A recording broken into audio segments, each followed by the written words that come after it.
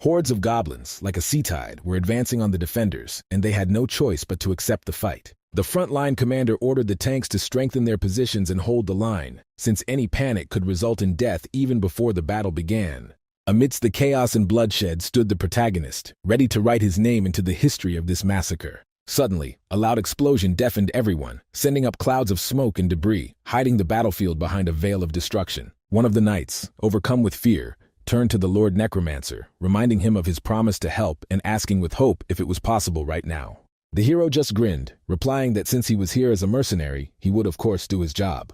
Without further ado, he raised his staff and easily called upon his necromantic powers, tearing apart the veil between the worlds. In response to his call, skeletons emerged from the darkness, each clutching a different weapon in their bony fingers, ready to fight. Now, united with the people, these grim warriors rushed into battle, confronting the enraged goblins that had long ruled these lands. A whisper went around the squad. Could it really be that same necromancer standing before them, who has been talked about as the strongest lately? And how did he end up in this E-rank dungeon?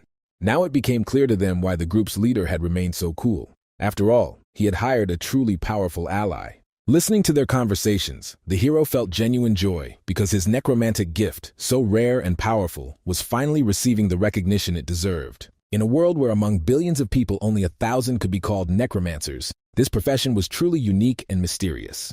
However, his abilities were limited to summoning ordinary skeletons, and now in front of him stood only an E-rank warrior, devoid of any special power. He was well aware of his mediocrity, especially when he heard the fighters around him discussing his skeletons, calling them mediocre in disappointment. Many wondered why he was summoning them at all. Was it really just to demonstrate that even the weakest of the dead were capable of passing this dungeon? In reality, his real name was Ju Dong-hoon, and he was a cursed E-rank necromancer whose fate was inextricably linked to the souls of the dead. He could terrify his enemies with the use of sinister spirits and poisonous spells, but the curse robbed him of all his power, leaving him only skeletons.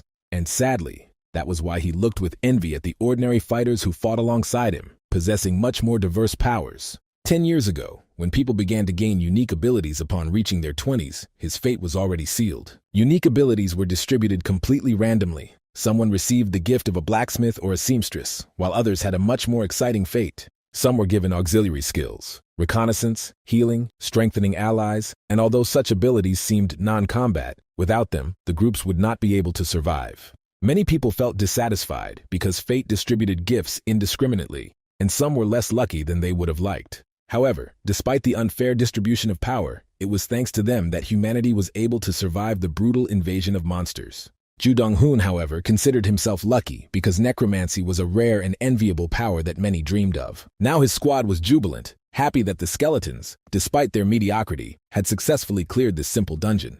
But even at this moment, Dong-hoon felt bitterness because his abilities were limited to the pitiful E-rank skeletons, and with such a gift, he was doomed to wander endlessly through the dungeons. Having completed another cleanup, he approached the group leader and calmly reported that his work for the day was done. The squad leader was pleased, and Dong-hoon himself completed the report as required by the mercenary rules, ending the day. After this, the team headed back, promising each other to meet again at the first opportunity. As he returned, Dong-hoon felt a strange mixture of emotions inside him, sighing deeply with a slight hint of sadness. The thought was spinning in his head about how ridiculous and strange this world was, where his abilities were on the verge of uselessness. Although one could see the positives in this, no one expected great achievements from him, but damn it, was it supposed to be like that? It turns out that fate gave him false hope, and sometimes he thought that it would be better to receive a simple crafting ability without any curses. Even with the title of a necromancer, he earned a measly 40,000 won in just one day of hard work in the dungeon. Remembering his previous part-time job, he realized with bitterness that they paid much more for much less risky work.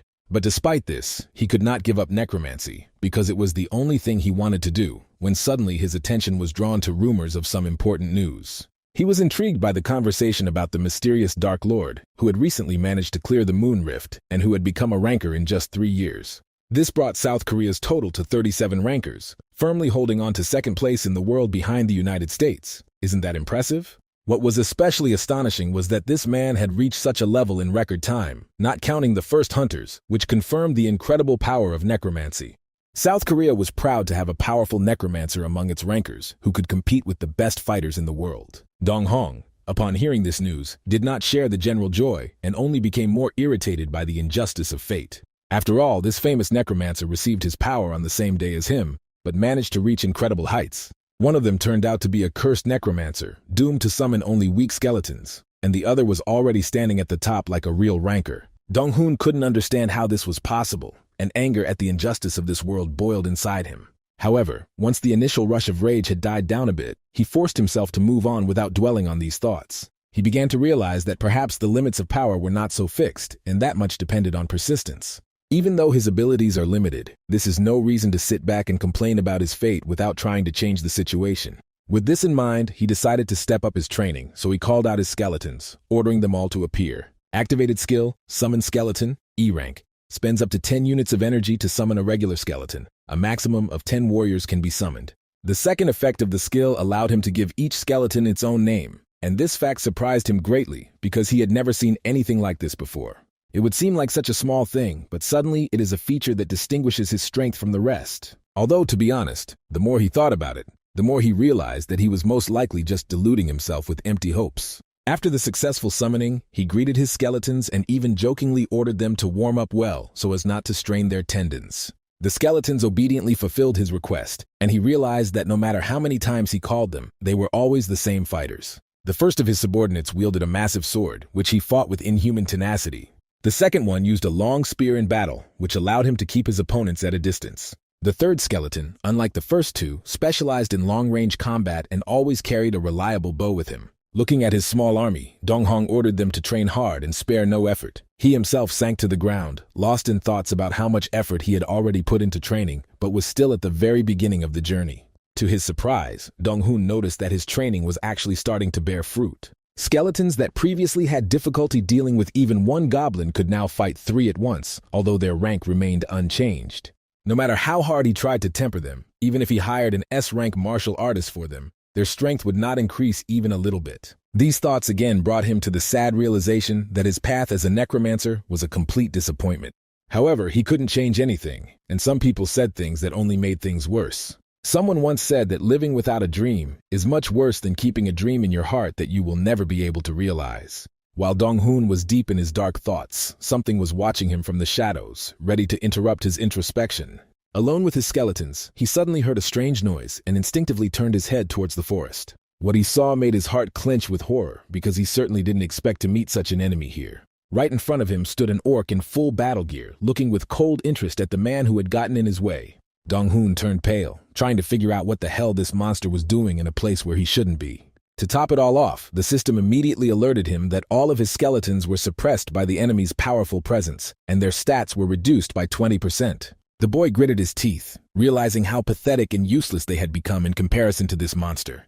And the very fact that an orc appeared here could only mean one thing: a dungeon breakthrough had occurred. A dungeon breakthrough is a catastrophic event where weakened barriers no longer hold back monsters, and they break out into the human world. The orc, noticing the prey, did not hesitate to rush into the attack, and Dong-hong, caught off guard, realized that he could not even die here. In a panic, he shouted an order to his skeletons to block the attack, and they immediately rushed to carry out the command. The orc froze for a moment, looking around at the suddenly appeared barrier, but his surprise did not last long.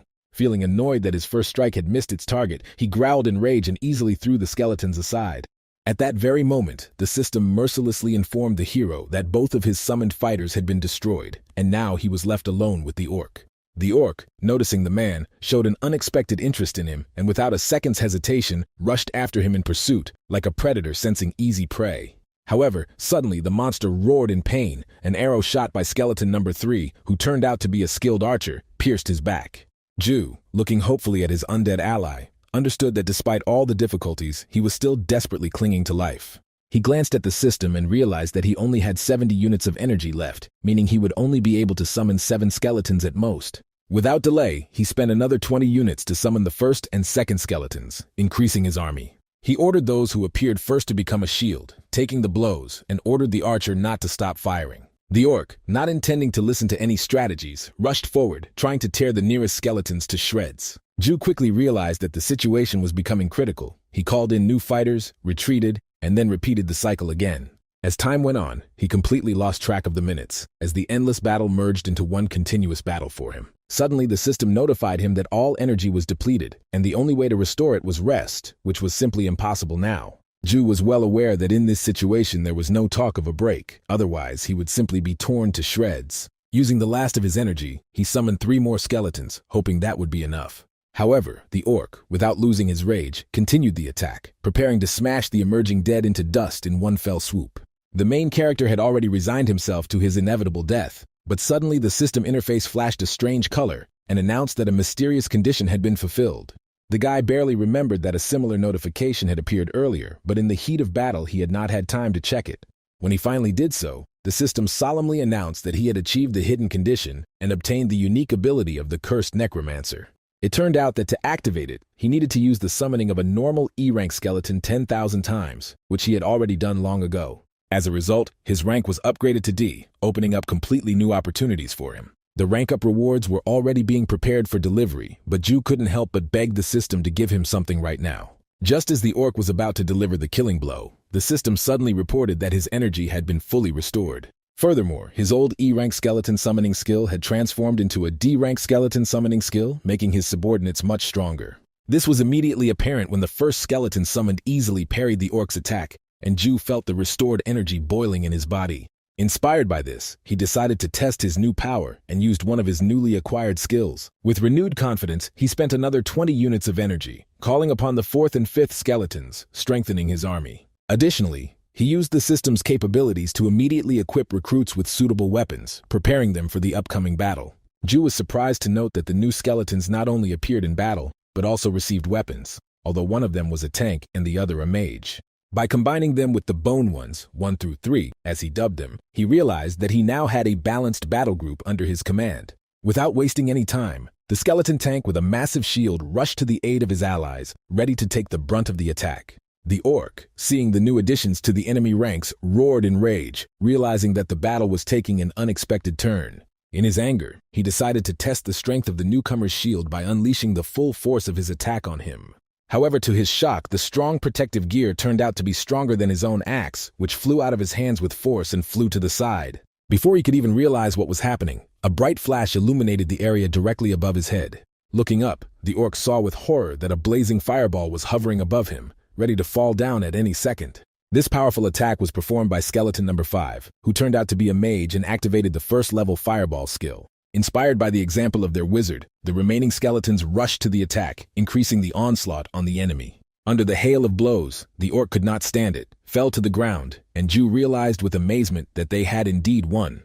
The system soon confirmed this, reporting that he had managed to defeat a strong opponent. The main character could hardly believe what had happened, because just a moment ago he was sure that he was doomed. However, the reality turned out to be different. They destroyed a formidable enemy, which means that even greater battles await him ahead. At that moment he realized that the world didn't seem to be getting rid of him so soon, which meant he could move on.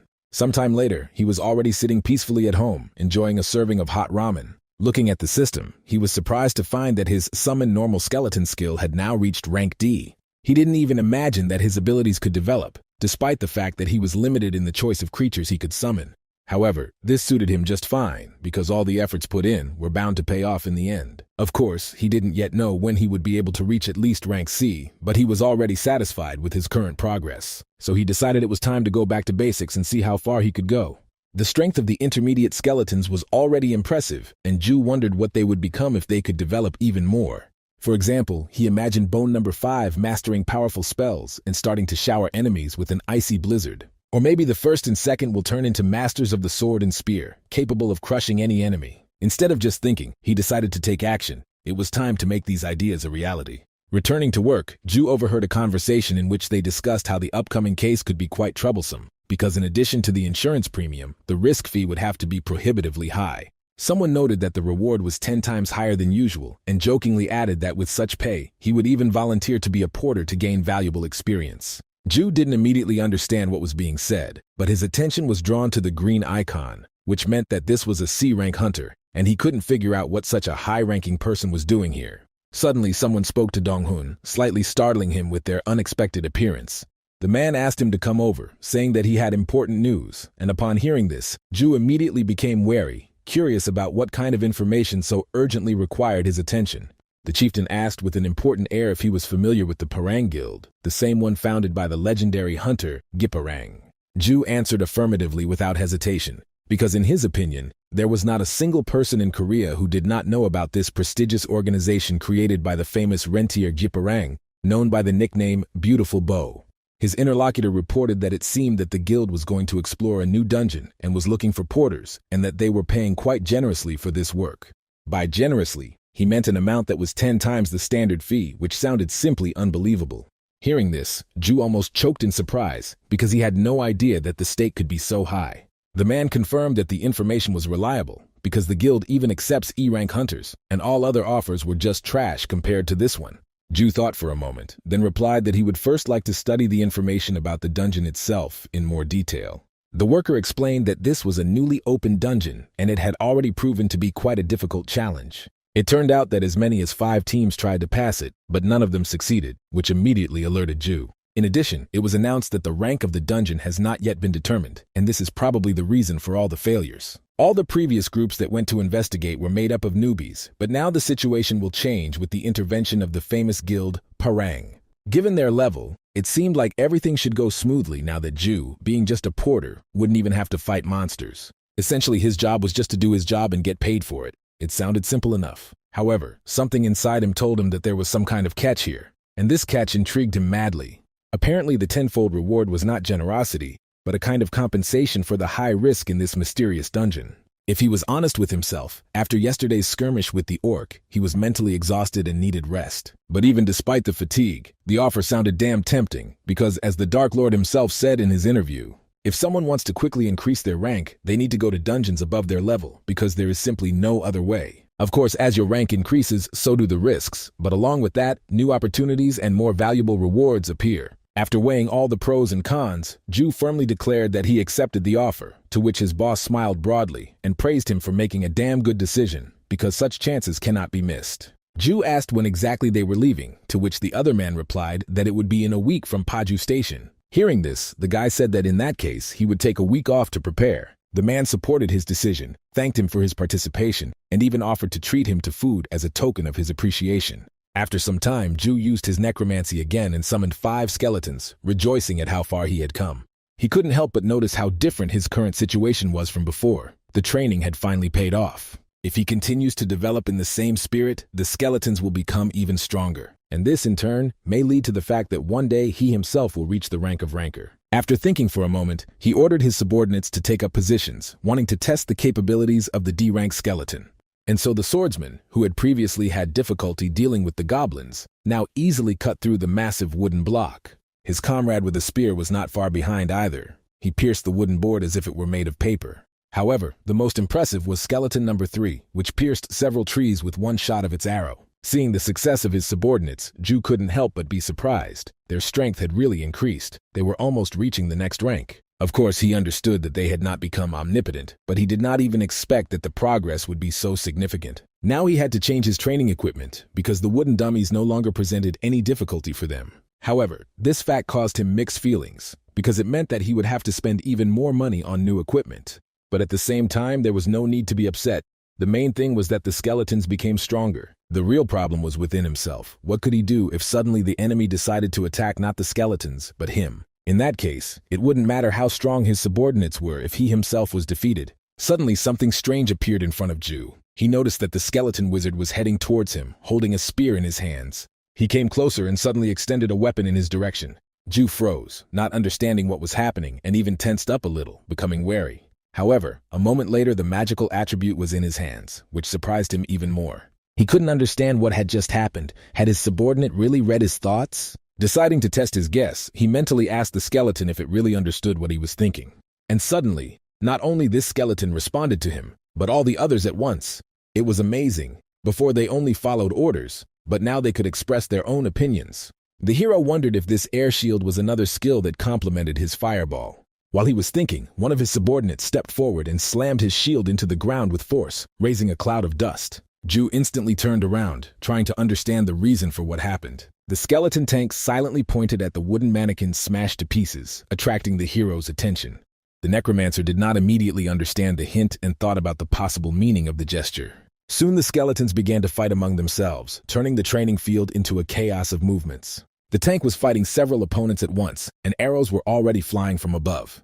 However, he used the shield with ease, deflecting all the blows without losing his balance. The hero watched what was happening, amazed at the power of his subordinate. Realizing that the tank could help with training, he decided that the extra equipment might no longer be needed. He then turned his attention to the second skeleton and ordered it to attack. Ju wanted to test the air shield, since it was a basic skill for first-level wizards. The spear was rapidly approaching his face, causing him to instinctively close his eyes.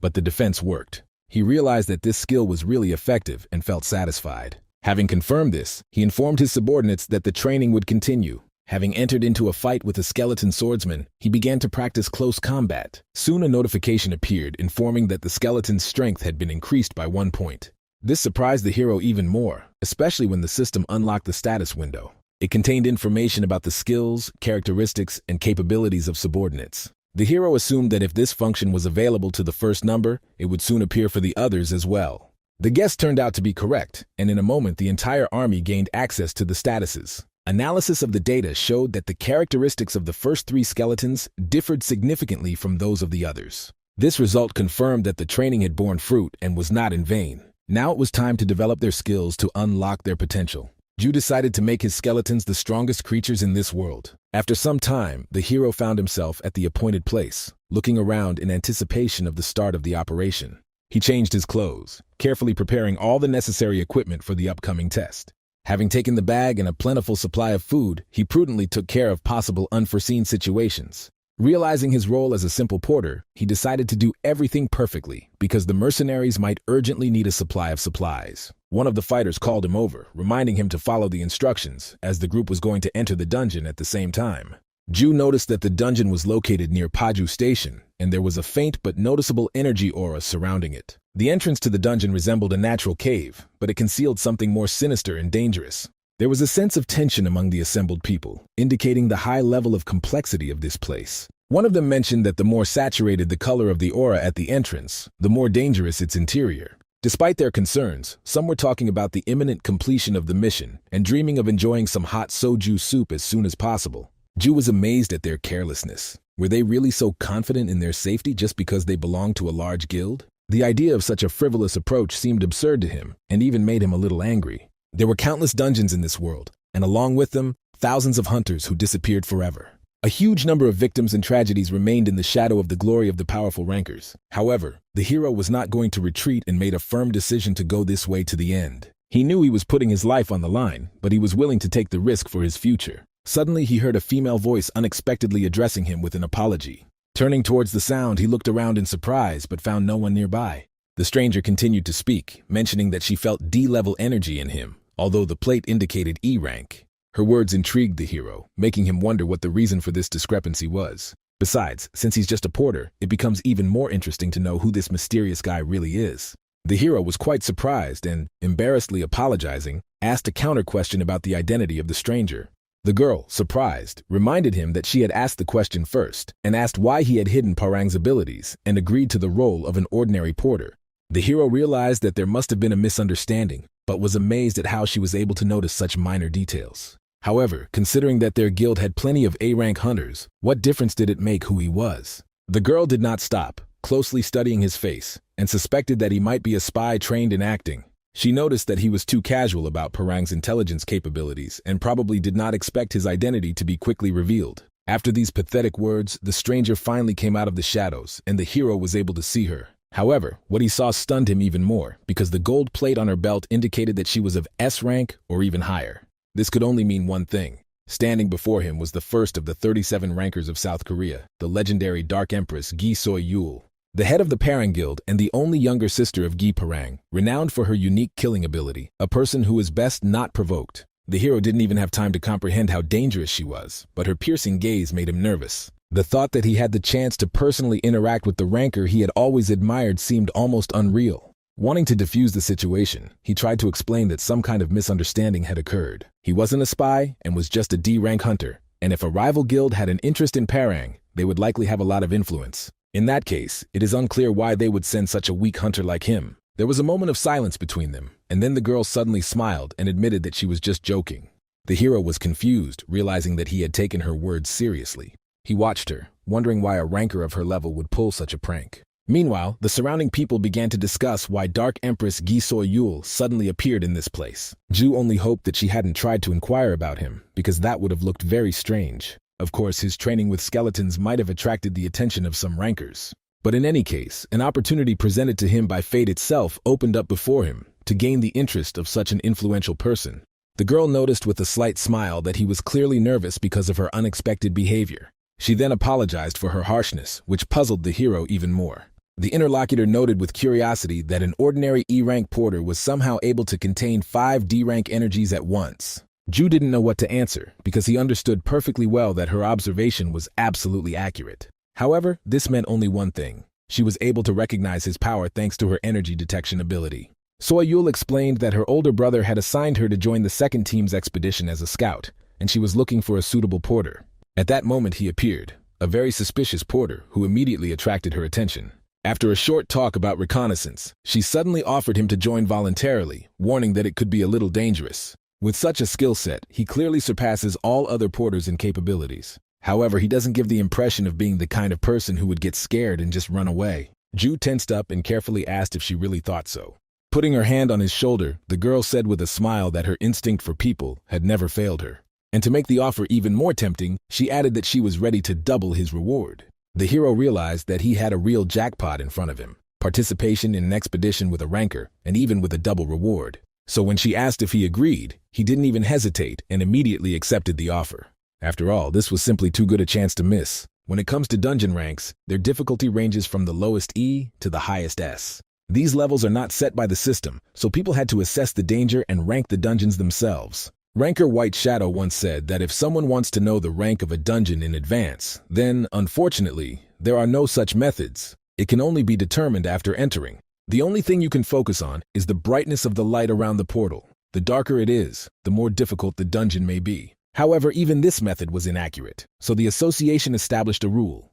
If more than 5 hunters of the same rank could not clear a dungeon, its level would increase. For example, if 5 A-rank hunters are sent there, but the cleanup fails, that dungeon automatically gets level S. This method was far from perfect, but there was simply no other way than to sacrifice hunters. The dungeon the hero was about to enter had no official rank and fit this description. However, instead of sending the best fighters there right away, they decided to first check it out with a reconnaissance group. It was because of this that Ju sensed the presence of the dungeon faster than the other mercenaries. Very soon, the system notified him about the beginning of the entrance to the dungeon. Once inside, Ju noticed that the lighting was good enough thanks to the luminescent pearls that they wouldn't have any problem seeing. One of the group members jokingly noted that if these pearls could be sold, they could make a good amount of money. But he was immediately reminded that there had already been cases when people died just by touching the dungeon artifacts. Listening to this conversation, Ju realized that his companions had relaxed, which however was not surprising. After all, with the exception of Gi-Soyul, who was an S-rank, everyone else was an A-rank hunter. The leader of the reconnaissance group immediately called on everyone not to lose their vigilance and to prepare for the exploration. First of all, Swiftblade and Littlefire had to inspect the surroundings, which they agreed to without hesitation. The girl then turned to guide Kang Sun Wook, and he immediately asked what exactly was required of him. In response, she instructed him to find a way out and not to forget to cover the porter.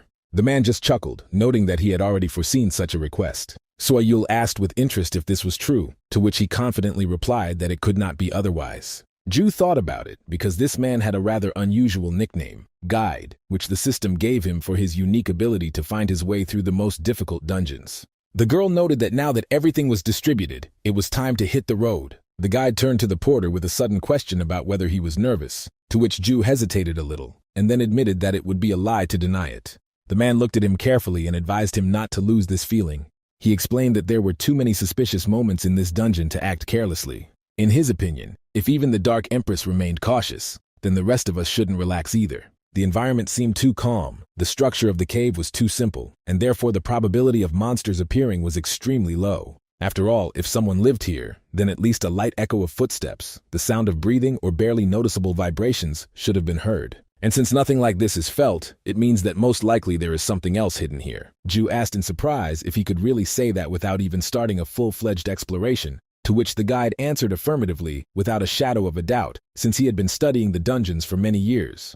He then invited Ju to follow him while they looked for a way out, as ordered. The hero agreed without objection, although he noticed that their route deviated from the path taken by the other hunters, but decided that everything should be fine. They moved forward when suddenly the man admitted that he felt uneasy. Ju became wary, while the guide continued to think out loud that there were no traps or even hints of clues in this place. Then the guide asked Ju if he felt any heaviness in his body, or if he was the only one who felt this way. Ju admitted that he had goosebumps and wasn't sure if they should continue on their way. The guide nodded, agreeing that he too was experiencing a strange feeling, something that had never happened to him before. Even meeting the rancor didn't cause him such concern. It's as if something absurd, beyond the scope of ordinary monsters, awaits them ahead. Remembering that Ju had recently spoken about his abilities as a necromancer, Gid suggested that he summon the undead so that in case of danger he would have at least some chance of salvation. Without a second thought, Ju grabbed the staff and activated necromancy. As usual, 5 skeletons appeared in front of him. However, summoning the creatures used up 50 energy points out of the 100 available. The guide looked at the skeletons with an appraising glance and asked in surprise if he had anything stronger. Ju replied with irritation that this was all he had. At that moment, they were both alerted by a strange sound, and then suddenly a crushing, overwhelming force rolled in. Ju didn't understand what was happening and immediately turned to the guide with a question. The man shouted sharply at him to keep going as there was open ground ahead. Ju asked, puzzled, what difference did it make if they couldn't get there? Sunwook shouted that he didn't know for sure, but he felt the presence of several creatures, which meant that there was a zone suitable for life ahead. There may be previous teams there, or monsters, but either way they need to move. People and skeletons rushed forward despite the impending threat. Ju felt the situation was becoming critical. The pressure was so intense that he could barely keep his eyes open or even breathe. The force was so powerful that even moving became incredibly difficult. The skeleton wizard, noticing that his master was in a difficult situation, used the first-level skill Air Shield. However, literally a moment later, the system reported that the shield had been shattered into pieces. The pressure became unbearable. Ju couldn't stand it, and blood gushed from his mouth. He immediately turned to the skeleton number 1, hoping that he could help. Ju realized that the force affecting them was so great that it was capable of destroying defensive skills the moment they were activated. However, the guide was somehow able to advance significantly further, and this was amazing. Suddenly, disturbing thoughts began to spin in his head. Was it worth getting involved in this adventure at all? If the dungeon recently discovered in Paju turned out to be a trap of super high difficulty, even for rankers, this place would be a serious test, and he, an ordinary guy, just wanted to live, not play deadly games. To reach the highest level among hunters, he would first have to at least stay alive, and only then think about great feats. Suddenly, the space around them began to tremble strangely, and the system announced that he had entered a certain zone and had now reached the stage of an elderly man with snow-white hair, radiating an icy resentment.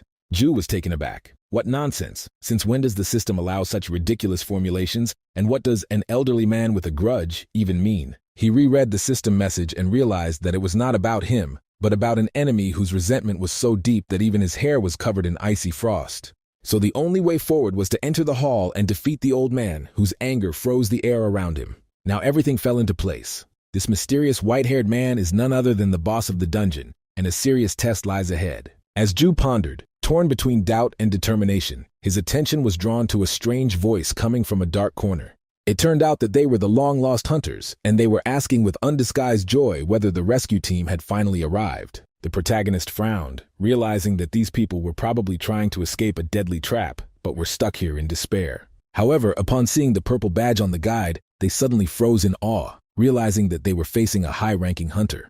To top it all off, there were ancient skeletons lying around everywhere, meaning there might be a necromancer lurking nearby, which would make the situation even more dangerous. The hunters begged for help, asking for at least a little food and water, because thirst and hunger were slowly killing them even faster than the dungeon itself. Then the man, who remained cool in the midst of the general chaos, nodded and ordered that the food be distributed first. The dead do not eat, but the living can still get out. Ju felt a strange sense of guilt. He had run away to save himself, but these people remained here, trapped in their fear.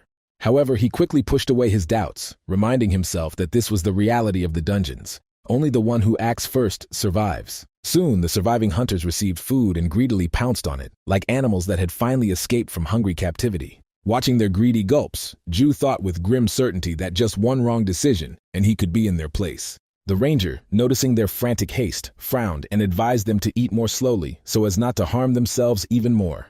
Then he asked the key question. Can they explain what actually happened in this place? And what is the nature of the dungeon? One of the hunters, who seemed the most collected, stood up and declared that he would speak on behalf of their entire surviving group. As it turned out, he was a B-rank hunter, meaning he was the strongest among those who managed to survive. According to him, this dungeon is not just difficult, it is a real curse, because in all his years of hunting, he has never encountered anything like this. The interlocutor was surprised, asking again what made this place so strange, and in response the hunter only grinned darkly, spreading his hands.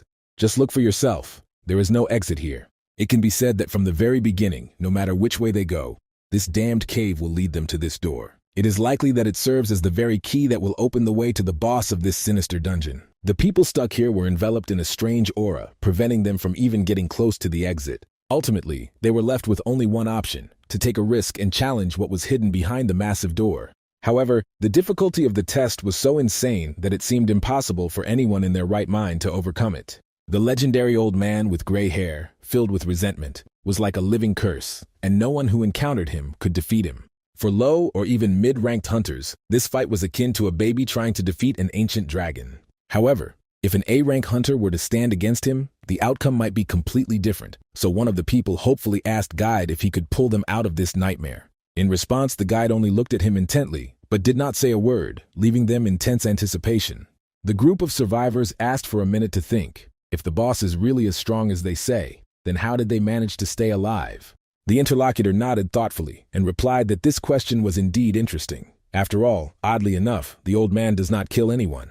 Instead, he seemed to be conducting some sort of selection process, putting everyone to the test, which immediately intrigued Ju. One of the survivors confirmed that no one knows the exact details, because they were simply beaten half to death. Then the old man just clicked his tongue in disdain, throwing out the phrase, "This one is no good," and continued his strange ritual.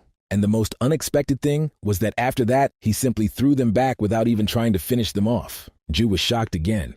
Could there be a boss that doesn't kill, and what kind of dungeon is this? The hunter, speaking on behalf of the group, added thoughtfully that perhaps the answer lay in the old man himself. After all, he remained human.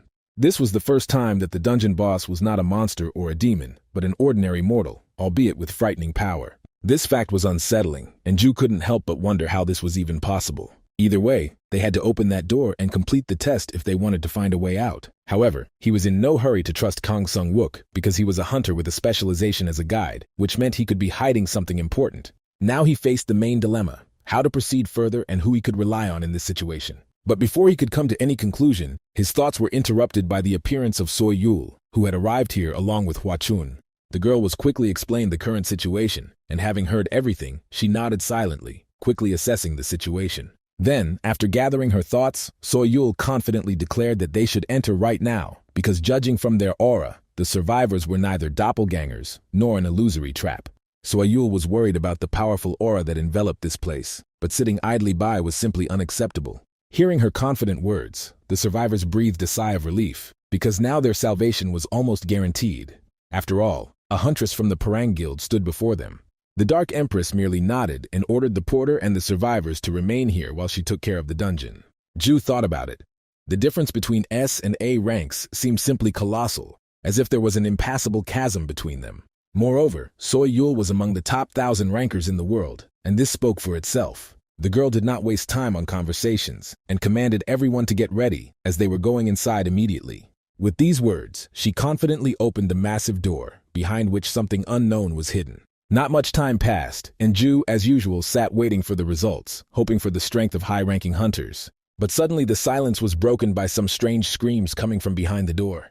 As it turned out, several hunters who entered with Soy Yul were simply thrown out of the boss's room like useless ragdolls. But the most shocking thing was that the girl herself soon followed them, flying out with a roar. Her wounded body and tattered clothes made it clear that the battle had been far more brutal than anyone could have imagined. Ju, watching this chaos, was stunned and could not understand what the hell was going on here. If he understood correctly, less than 10 minutes had passed since their entry, and they were already out of action. It was simply impossible to believe that an S-class ranker was so quickly defeated and thrown back as if it were an insignificant obstacle. The Dark Empress was seething with anger, unable to accept the fact that she too had proven to be unsuitable for the boss, and she turned to the porter in a rage. Ju flinched slightly at her sharp tone, but immediately asked what exactly was required of him. She didn't hesitate to order him to take out the top-tier potion from his bag, because she had no intention of giving up. The guy was taken aback. Was she seriously planning to go back there after she was beaten so badly? As he handed her the bottle of elixir, he couldn't help but ask if she was sure of her actions, to which Soy Yul calmly replied, "The survivors were telling the truth. The old man doesn't kill, he just beats." These words only increased his bewilderment, but the girl added that now, on the contrary, she was full of determination. "If I go to him again, he has to let me know whether I'm right for him or not," she said with genuine conviction. Ju frowned. The term suitable sounded more like an expression that masters used when looking for a worthy disciple. In that case, perhaps the reason for the old man's dissatisfaction was that he simply did not find worthy talent among the applicants. Without a moment's hesitation, Soy Yul drank the potion in one gulp. Her wounds began to heal, and without turning around, she stepped back into the darkness of the boss's room. It was at this moment that Gi Soy Yul's endless ordeal began, turning into a real nightmare. Time after time, she would enter the boss's room and then return beaten, as if she had been sent to a brutal training session without end. Once again, barely catching her breath, the girl exploded with rage and screamed that this was driving her crazy. What kind of crazy whim did this old man have? What else did he want from her? This old stubborn man turned out to be not only a master of the sword, but also a magnificent spearman, which only added fuel to the fire. But now she swears, it's time to find out who will emerge victorious this time. Ju, watching this absurdity, treated her persistence with skepticism, but day turned to night, and everything remained the same. One day, 2, 3, 4, Gi Soy Yul did not stop, challenging the invincible old man again and again. It seemed that the limit of her capabilities had long been exhausted, but each time she got up and went back, amazed that this monster also possessed magic. Now it became completely clear, no one here knew how to deal with him. Ju realized that the situation was out of control. Even if Gipparang showed up with a whole squad now, it would be almost impossible to defeat the boss. He had an uneasy feeling that even 5 high-level rankers wouldn't be able to defeat this old man. Finally, even the Dark Empress admitted that the enemy was unimaginably strong, but as long as she lived, she would not stop challenging him. The hero was amazed by her tenacity. It was not just stubbornness, but determination worthy of a true top-class ranker.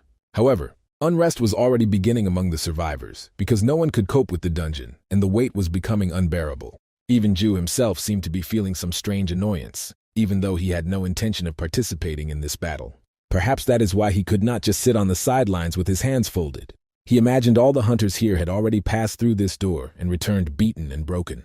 But all this is not the wording that can be used here, because everyone passed except for Ju. And so, having made a final decision for himself, he stood up and confidently headed towards the boss's door. Gi Soy Yul noticed his movement and, puzzled, asked what he was going to do. Ju calmly but firmly replied that he thought he should try too. Soy Yul froze for a moment in surprise, not believing her ears, and asked again if she had heard wrong. Is the porter really going to enter a dungeon where even the rankers were powerless? The huntress nicknamed Swiftblade intervened. She was sure that this guy was just a novice necromancer, capable of summoning only weak skeletons, and therefore he should know his place. After all, a porter should behave like a porter, just carry bags and not imagine himself a hero. Having said these words, he immediately touched his sword. The main character saw this and realized that the situation was not developing as he had imagined. Suddenly, the Dark Empress asked him to wait. Why did he want to do this? Was it because he didn't trust her? Ju realized that he had been misunderstood and said that that was not the issue. The girl stated that, according to the original contract, he was a porter and could not express his opinion about exploring the dungeon.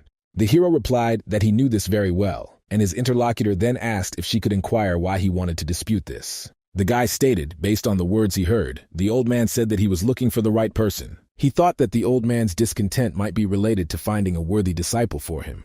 And a worthy student must have potential. He does not necessarily have to be perfect. In other words, it does not mean the current level of skill. Soy Yul noticed. So he was now saying that he wanted to make the old man his teacher and not defeat him. The guy added that this could be the hidden condition. Speaking of hidden conditions, sometimes there are alternative ways to get through dungeons. The Dark Empress noticed, let's say he lied, but how she was going to become his student. Does he really want to say that he has more potential than her?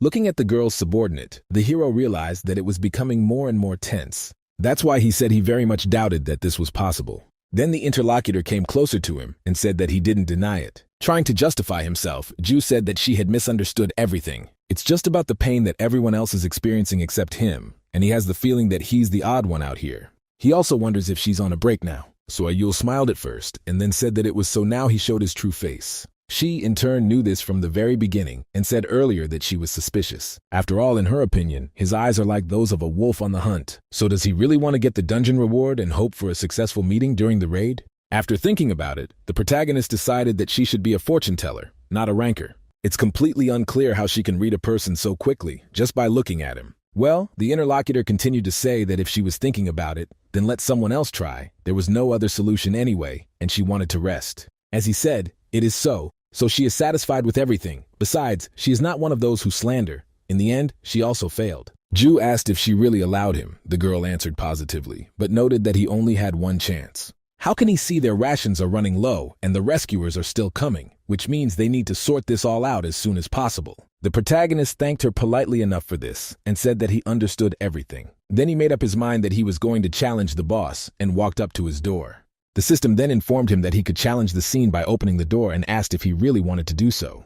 The hero immediately opened the doors, and there was a scene with an elderly man with gray hair and filled with deep resentment. Its types, in turn, are so deep that an icy layer forms in the hair. And after he was told to defeat the old man, a bright light rolled across the room. The old man, who was there a few moments later, simply disappeared. The hero was surprised by this and could not understand where he had gone. And after a few seconds, he already felt pressure, which immediately put him on one knee. After that, the boss showed up and asked what it was that first a decrepit girl had come, and now an even more pathetic guy. It's not even worth looking at, so he just has to get rid of it. In the eyes of this old man, the hero saw a bright flash that seemed to look into his soul, and he felt a very strong enemy in front of him, as well as his onslaught. Suddenly the system turned golden and reported that in front of him were the memories of a damned soul. Hidden condition achieved. This is the hidden condition for the unique ability, Cursed Necromancer, meeting with the memory of the cursed soul. The Necromancer ultimately commands the dead, so let him face the damned soul with strong determination. Then there was congratulations that the hidden skill was unlocked, and the guy received a rank S memory restoration skill, which surprised him greatly, thinking that he was sleeping. And after a few seconds, the system said that he was using this memory restoration skill. The hero didn't understand how he was using it, but if you think about it, the old man said to get rid of it, but he doesn't do anything. At that moment, the memory of the cursed soul of the master of all techniques was recreated, and soon the guy will be transferred. When this message appeared, the light became even stronger, and Ju could not see. Very soon he found himself on some peak of a snow-covered mountain. The boss of this dungeon was also located there on the top of the mountain. He asked why there were no suitable candidates, but it was too wasteful to leave like that. What a meaningless life. He worked so hard to get to where he is now, and now he is being asked to give it all up. After looking around a bit, the guy realized that this was some other world altogether. Taking a look at the area, he became curious as to whether they really existed. Suddenly, he felt some strange feeling. These were the emotions and memories of the old man, perhaps. He in turn continued to speak. After all, it was quite an interesting life. Swordsman, spearman, assassin, archer, mage, buffer, healer, and more. When a person knows how to control the flow of chi, all techniques become one.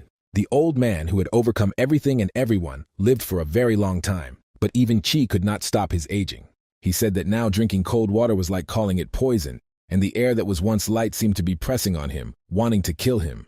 It's really very painful and excruciating, but he can't just die like that. Yes, it's true, it would be too unfair to die now. He continued to say what a pity, because he just wanted to find one student to whom he could pass on this ability. And he cannot understand how there can be no one with sufficient talent. The idea of a single successor was nothing more than his senseless greed. So very soon he fell to his knees and with tears in his eyes begged that he could no longer live like this. Having said that he would sell his soul just to leave his name behind, he immediately fell to the ground.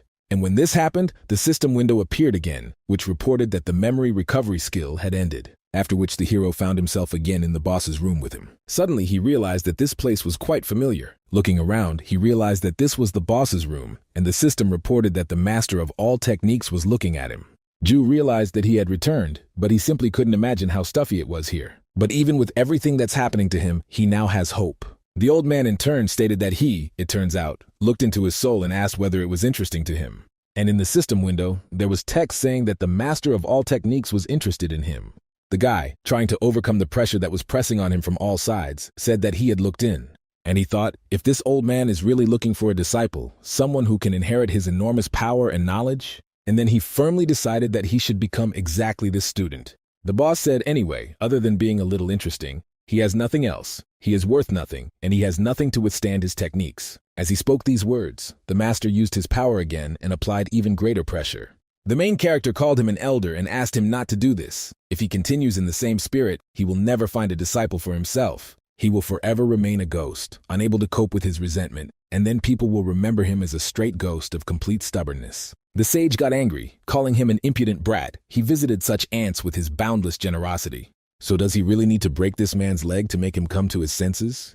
Trying to ease the situation a little, Ju asked not to do this and listened to him. It turns out that the master has mastered all the techniques, and the people of this world try to master at least one in their entire lives. The interlocutor noted that this was simply impossible because the world is huge and time is eternal.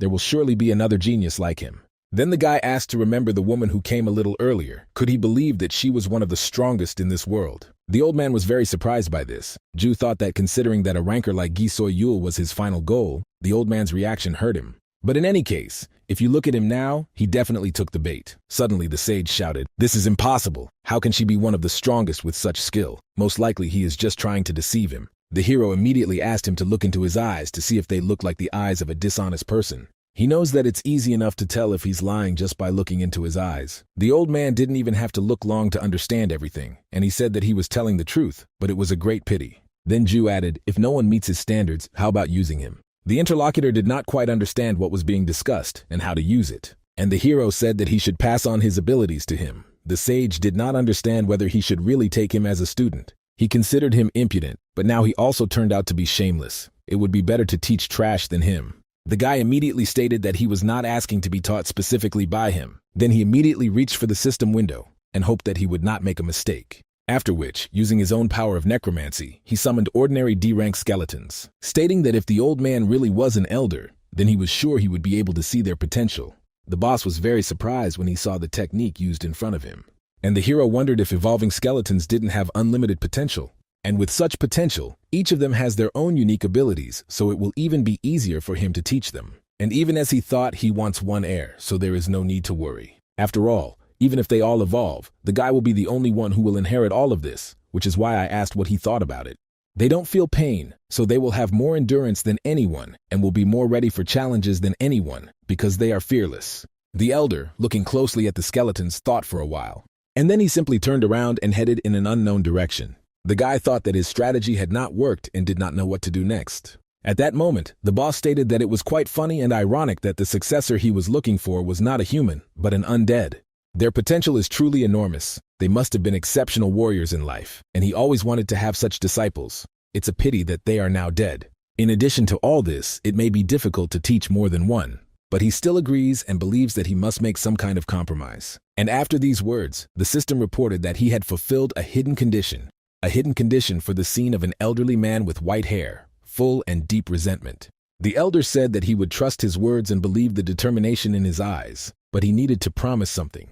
No matter what trials befall him, he will inherit everything, he will own something, and in that case, he will leave a trace of it somewhere in this mortal world. The system window reported the condition of his recognition, if he wants to be called by a transcendent from another world. A master of all techniques, he must reach a certain level. And this condition will be to convince him. Ju said that he will not miss this chance, which comes once in a lifetime, but will inherit everything, no matter what. The old man was delighted, and a congratulation appeared in the system window, saying that he had cleared the stage of an elderly man with white hair, full of deep resentment. And the next time the guy opened his eyes, he found himself in a hospital bed. As soon as he did this, he heard a female voice saying that he had finally woken up. The heroes couldn't understand who it was, so he immediately stood up and asked who was there. To his surprise, he saw Gi Soyul, who was wearing a service suit. The first thing that came to mind was the thought that he was in a hospital. The girl asked to introduce herself again. She is Gi Soyul, Guildmaster of the Parang Guild. She is also better known by her pseudonym, the Dark Empress. Ju knew all this perfectly well, but it was unclear what she was doing in his hospital room. He doesn't even remember what happened after clearing the dungeon. He probably lost consciousness. The interviewee said that she was really surprised. To be honest, she thought that the boss was impenetrable. But who would have thought that the gentleman porter would be the one to clean it up? This tone of conversation in turn did not please the guy at all and frightened him. That's why he asked why she was looking at him like that. The girl continued doing this without saying anything, and the hero said that he was interested in why the deputy guildmaster of one of the largest guilds came to him. The Dark Empress came closer and asked if it wasn't obvious, because she was curious too. How exactly did he get through this absurd dungeon and what reward did he receive for it? On top of all this, did he really become the old man's disciple and so on? Ju understood her questions were justified. The dungeon belonged to her, and he was given only one opportunity. From her point of view, he is just a random guy who stole her achievement, and a more cruel ranker might have already beheaded him for stealing his loot. The hero did not answer for a long time, so the girl asked what the porter was thinking about so deeply. Then Ju asked, before answering her questions, if she could tell him what the news was saying about this dungeon exploration. Soyul understood what he was worried about. She didn't need it. They reported that the advance party of the Parang Guild had successfully cleared the dungeon, and they forced all the survivors to sign non-disclosure agreements. The hero rejoiced and wondered if this meant that the public did not know that it was he who cleared the dungeon. So he bowed down and thanked the Dark Empress for caring for him. The girl stated that he seemed older than he was. Most hunters would kill for the opportunity to brag about their achievements to the whole world. The hero said that for him, safety is still above all else. The interlocutor noted that in that case there was no need to thank her. For the Parang Guild, this was also a source of pride. Would anyone believe that the porter who became the main hero of the expedition was an E-rank mercenary and not a ranker? It became clear to Ju, so they keep it a secret because it embarrasses them, and if he reveals the truth to the world, he can be dealt with quietly. So he turned to the girl, and she asked him what he wanted. He asked how long he had been unconscious, and was told that 3 days had passed since they had left the dungeon, so it was about the same amount of time. The guy realized that it was really bad because he had been unconscious for a long time, but he had a lucky opportunity thanks to Gisoyul. But it is not worth chatting about awards. It can put him in danger, therefore, he said. He really appreciates what she thinks about him. To be honest, he himself does not know yet. He has not even figured out the awards. Therefore, it will take a little time to answer the questions properly. He also asked him not to worry that he would escape, because he knew that no hunter in this world could hide from the eyes of the Dark Empress. Analyzing the situation, the girl looked at him for a moment. And then she agreed and said that she appreciated it and would come back when he sorted everything out. After the guy thanked us, she slammed the door behind her and left. At that moment, Ju could finally relax and did it. At the same time, I thought that life lately had been simply exciting, talking about waking up after 3 days and meeting a ranker and a strange dungeon to boot. On top of all this, he may end up on the wrong side of Parang if he is not careful, but at the same time, he will be able to build a good relationship with him. At that moment, a system window appeared and announced that he was checking his awards. The guy realized that he had fainted and did not even have time to check his awards. Therefore, he started doing it now. The first to congratulate him on the fact that his energy had permanently increased by 20, and he also received the skill of learning all S-rank techniques. Therefore, he had 3 skills: summoning a skeleton, restoring memory, and learning all techniques. Having looked at everything that appeared to him, the hero was very happy. He thought, so, even though his veterans were so obsessed with dungeons, he became interested in what this restoration of memory about reading the dead seemed like a hidden skill. Ju was indeed glad that he was able to read the old man's memories thanks to this skill, but he couldn't say that he was impressed. But in any case, he is sure that someday he will find a worthy use for it. Then he began to understand how to teach all the techniques. There were several effects, and the first was to spend 20 energy to summon the master of all techniques. He cannot use physical force in this world, and can only transmit his knowledge. Also, the duration of this skill is 24 hours, and only the user of the skill can see the master of all techniques. Having figured it out completely, the hero immediately stood up and got ready to train. After a short period of time, he was already at the training ground with his things. Well, of course, the first thing he did was apply the skill of teaching all the techniques. This created a bright flash, exactly the same as the one the dungeon boss had. Of course, an old man appeared from it, who called the guy a brat and said that he had called him just in time. The guy, in turn, was very happy when he saw him. But for this, he immediately received a blow to the head, and a new nickname comes. The master shouted after promising that he would inherit everything. Why did he only summon him now? If he really is that lazy, then he simply won't be able to stand it. Ju asked not to get excited because he called him as soon as he came to his senses. And meanwhile, I thought about whether this old man was capable of physically influencing this world, so it was unclear how he hit him. The master said, as expected, he still had a long way to go because his facial expression was very easy to read. It turns out that they are mentally connected, so let him tell him whether he should have difficulty hurting him or not. In any case, since he had called, he should start immediately because they didn't have time, and the guy had to agree. Then he asked if he understood correctly that he simply had to summon skeletons, and his interlocutor stated that this was not the case. There was simply no need for this. After all, first it is necessary to decide what he will study today. He understands perfectly well the talent of these 10. But the main problem still lies in the guy. And the main character didn't understand why the main problem was him, or whether the old man was trying to teach him. Soon the teacher asked him if he knew why he was called the master of all techniques. It turns out that he got this nickname after learning and refining countless talents. So did he really think that he only had 10 techniques to learn? Smiling madly, he announced that all the other techniques would go to the guy. To say that Ju was surprised by this would be an understatement, because he certainly didn't expect this. In order to understand the situation, he told the teacher that he himself had said that his talent was trash. The master got angry about this and shouted at him to shut up. And since he gave him this promise, you must inherit all his skill. And if he cannot do this, then let him try until he can. The old man can use one of his arts to make trash comparable to genius. And at the same time, it's very good that he can point out its physical impact. There are several arts that he created but was never able to apply. Hardened meridians can be opened with key. Oh, his body should improve if he massages it for 300 days. It will hurt, but he noticed that he is very persistent, so he should be able to handle it. The guy was even more discouraged and realized that he was the owner of the body. Why then was he so happy to set a price for him? So he told the gentleman that he did not feel his heart was ready yet. But the old man shouted again that you had covered your mouth. Does he know how many people want to learn from him in the world where he comes from? This is called the great technique of the celestial master, an art he created in the last years of his life after much thought. Jew, I understand if he had such a technique, shouldn't he have used it earlier? After all, it's a technique that can turn trash into a genius. The man stated that he understood perfectly well what he was thinking about, and that he had to use his own energy as payment for this technique. As he thinks, what would happen if he changed a talentless student and increased his talent? The moment he did this, his body would melt and disappear. The hero wondered, but then, what would happen to him now? The sage said that he had already died, so everything would be fine, and Jew realized that this was a very convenient way of thinking.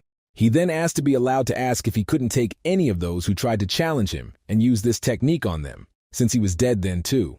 The mentor hit him again because of this and called him an idiot. The student couldn't understand why he hit him again. And the old man said that even when he tells him something, he doesn't understand the meaning, so he's definitely untalented. Didn't he already say before that this is what turns trash into genius, and it has no meaning unless used on trash, only useful if the target is at the food waste level? Jew, listening attentively to his conversation, realized that they were talking about him. The old man said it wouldn't work on people who weren't at that level. After all, their bodies had already been influenced by other energies. Compared to them, the guy's body is very pure and also weak, although he has the ability to summon the dead, but it did not change the body. Moreover, this is only the second way. After all, the born genius is more impressive than the created. Initially, he was going to find a more impressive prospect than him. It became clear to Jew that the old man's words were harsh towards him, but not without meaning. Then I thought, what if it's not just about the skeletons, but that he too can become stronger? That would be exactly like killing two birds with one stone.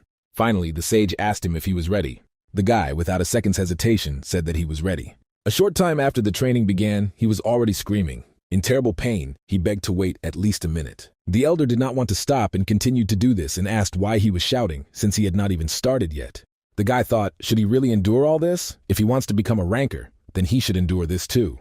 But the teacher's words that this was only the beginning still frightened him greatly. And he, in turn, noted that, as he said, the guy is persistent, so this is good, and he will increase the pace. Jew begged himself and his body to endure all of this. And soon a system notification appeared, which informed him that he had received the skill of pain resistance, and this skill had the potential for further development. At that very moment, the mentor made his own final blow, which was very powerful. And the guy's body, almost without strength, immediately fell to the ground. The old man said that this was all for the great technology. He had done an excellent job. Even though he was trash, he was able to withstand a lot. He, in turn, has the desire to become stronger, as well as the willpower and perseverance to endure all this. So the sage was still glad that not all was lost. The hero gathered his strength and you asked if they were finished for the day. And the interlocutor could not understand what he was talking about, because they still had 30 minutes left. So he lifted the student up and told him to get up. Did he really think that today he would only enjoy the massage?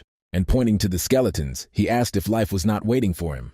Jew had no choice but to agree to this, and in the end, he thought that he wanted to die. The master said that the basis of all professions is physical strength. It seems that these skeletons can build up physical strength even without muscles. But if that is the case, then it should start with correct posture, which is the riding posture that he used often throughout his life. The human body's muscles are concentrated in the lower body, so a strong foundation is key to developing strength and stability. The hero thought that he had just beaten the crap out of him and was now forcing him to stand in this pose. The master noticed that, as he had said, the boy had no talent. However, if he has one thing, it is definitely tenacity. Besides, the master shouldn't be weaker than the creatures he summoned. The boy knew that. That's why he was trying his best to endure it. After all, his muscles are already torn and can't even recover. In that case, it's unclear what the point of these trainings is. It's just some kind of torture. After a short period of time, Jew collapsed to the ground, exhausted. And the teacher announced that training was over for today, but he ordered the guy to do this every morning, otherwise he shouldn't even think about calling him. The hero reluctantly agreed, and the system reported that the skill for learning all techniques had expired. There was also a message that the new one could only be used after 24 hours, and the master of all techniques was also recalled. The skeletons lined up next to the guy and looked at him. The hero turned to the first number, and he looked at him attentively. And the gentleman asked if he could carry him, because at that moment he couldn't even walk. Very soon he returned to work, and was immediately met by an acquaintance. It was the man who had given him the recent task. He said that the guy was finally here, and that he should come to him quickly. Pointing at a few guys, he asked if he recognized them. They were one of the teams that survived in the last dungeon. Ju looked at them carefully and realized that he really did remember them. The guys just asked the necromancer how he was doing, and it seemed like he had changed a little, because he looked more muscular and even better. The heroes of these words were a little embarrassed and wondered if they had really just said that, although this is indeed true because he gained some weight. It turns out that his shoulders also became broader, as if even the structure of the skeleton had changed. The thought came to mind that this could really be the result of a 30-minute massage. Although in any case, why these hunters suddenly came for him is very interesting. In order to find out this, he asked why they had come here, and the interlocutor immediately apologized for introducing himself so late. He is pleased to meet you, and asks to allow me to formally introduce myself. This man's name is Kang Jae-ho, a S-rank hunter. The guy's actions and behavior impressed him, and since they got out alive, he would like to work with him. And then the hero understood everything. He noticed that he already knew that he was just a mercenary, a necromancer low down the mountain, and his name was Ju Dong-hoon. Then they said that they should get down to business. There is another dungeon. It is a well-known low-ranking guy, and they want to hire him. This man heard that he was experiencing financial difficulties and was willing to take any job. The main character realized who could have blabbed and immediately looked at his employer. He realized that this guy had cheated them by selling him out to get his job back. Although Ju said it was indeed true, he needed money. The interlocutor added that this is good, but this dungeon is not easy for a C rank. Still, it's worth a try. If you're lucky, the reward will be good. Recently, it seems someone got a strength potion. This award really interested the guy. He understood that the Cell of Power was a rare reward in the dungeons. Regardless of rank, it was a high-level potion that could cure any curse or disease. Jae-ho asked him what he thought about it, whether it was good. This time he would not be a porter, but a full-fledged member of the team. Ju did not agree quickly and asked about the payment. The hunter asked what he meant by payment, since they were no longer porters, and of course it would be a fair share of the profits. The protagonist understood that this was very good. If the strength potion was sold, its average price would be around 50 million won. It turns out that if you divide it by at least 6 people, then it's approximately 8.5 million for each. And this was already very good money, and Ju was very happy. At that moment, his interlocutor interrupted his thoughts and asked if he would join, since the choice was definitely his. Dong-hoon agreed and said that he was already tired of being a porter. He thought that he was curious to see the power of his evolved skeletons in action, and this was a good chance to do so. Jae-ho said that was good. Then he just had to come to that place next Monday. The guy noted that he was looking forward to the opportunity to work with them. And so, training once again with the master and the skeletons, he told about the dungeon. For some reason, the hunters here become stronger thanks to these dungeons. The master said that it was funny. A newbie who hadn't even mastered the basics was trying to run without knowing how to walk. But the boy asked the elder to understand, because he also needed to earn a living. Then the teacher said that this principle is not bad, because he prefers practical experience. It is better anyway. Hearing this, Ju was delighted and asked if he would allow him to do so. But the coach shouted that he would not tolerate skipping his own training. He also didn't understand what kind of strange reaction he had. Did he really want to shirk? And he knew that he could call him to the dungeon. The guy wanted to say something else, but he shouted that there was no time left and the massage needed to start. Ju was terrified again, anticipating that he would be maimed again. Soon the guy would again feel hellish pain in his own body. And the teacher said that that was enough for today, and the work had been done well. The hero was not pleased with this praise because he almost died again, although the moment was joyful because a new skill appeared, which he acquired during the massage.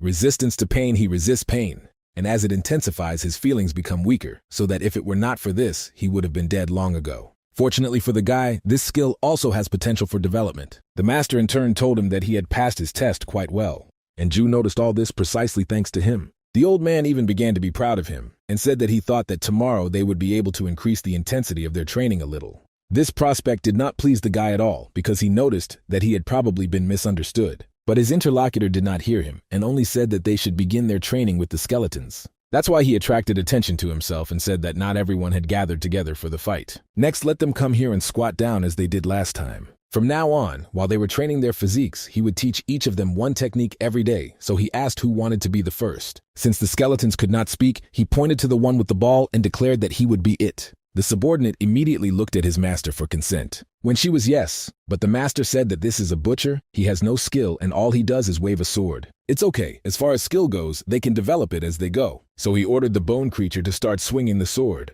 The skeleton couldn't quite understand why this old man was starting to order him around. Then the hero said that everything was fine. He would make him the greatest swordsman, although he will have to train until his bones break. And even the skeleton didn't like this prospect at all. But after a short period of time, training finally began. At that moment, an old man approached the hero and asked if his name was really Ju Dong-hoon. The guy replied that he understood everything correctly, and he said that he would call him that.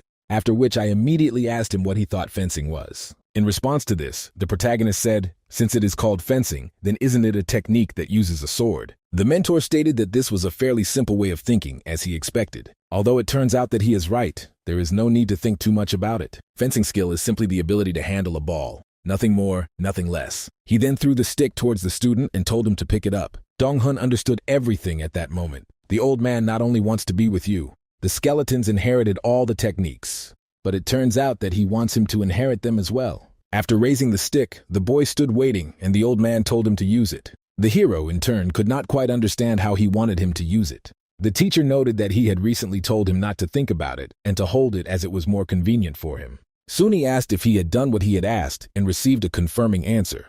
The old man said that this was good, and in that case, let him swing as hard as he could. While the guy was doing this, the mentor praised him and said that he was a good boy. Although the hero was surprised by these words, he did not understand whether this old man was really a master of the highest quality. Suddenly, the master approached him and asked him to look at the circumference of his right hand. It turns out that the thumb is firmly raised, and the other 4 fingers hold it in place. As for the swing position, he swung once from 10 o'clock to 4 o'clock, and then again from 2 o'clock to 8 o'clock. That's how it all happened, even though he hadn't even taught the boy anything yet. And it turns out that he instinctively swung because he thought it was more convenient to cut, and his perception of cutting was based on everything he had experienced in his life.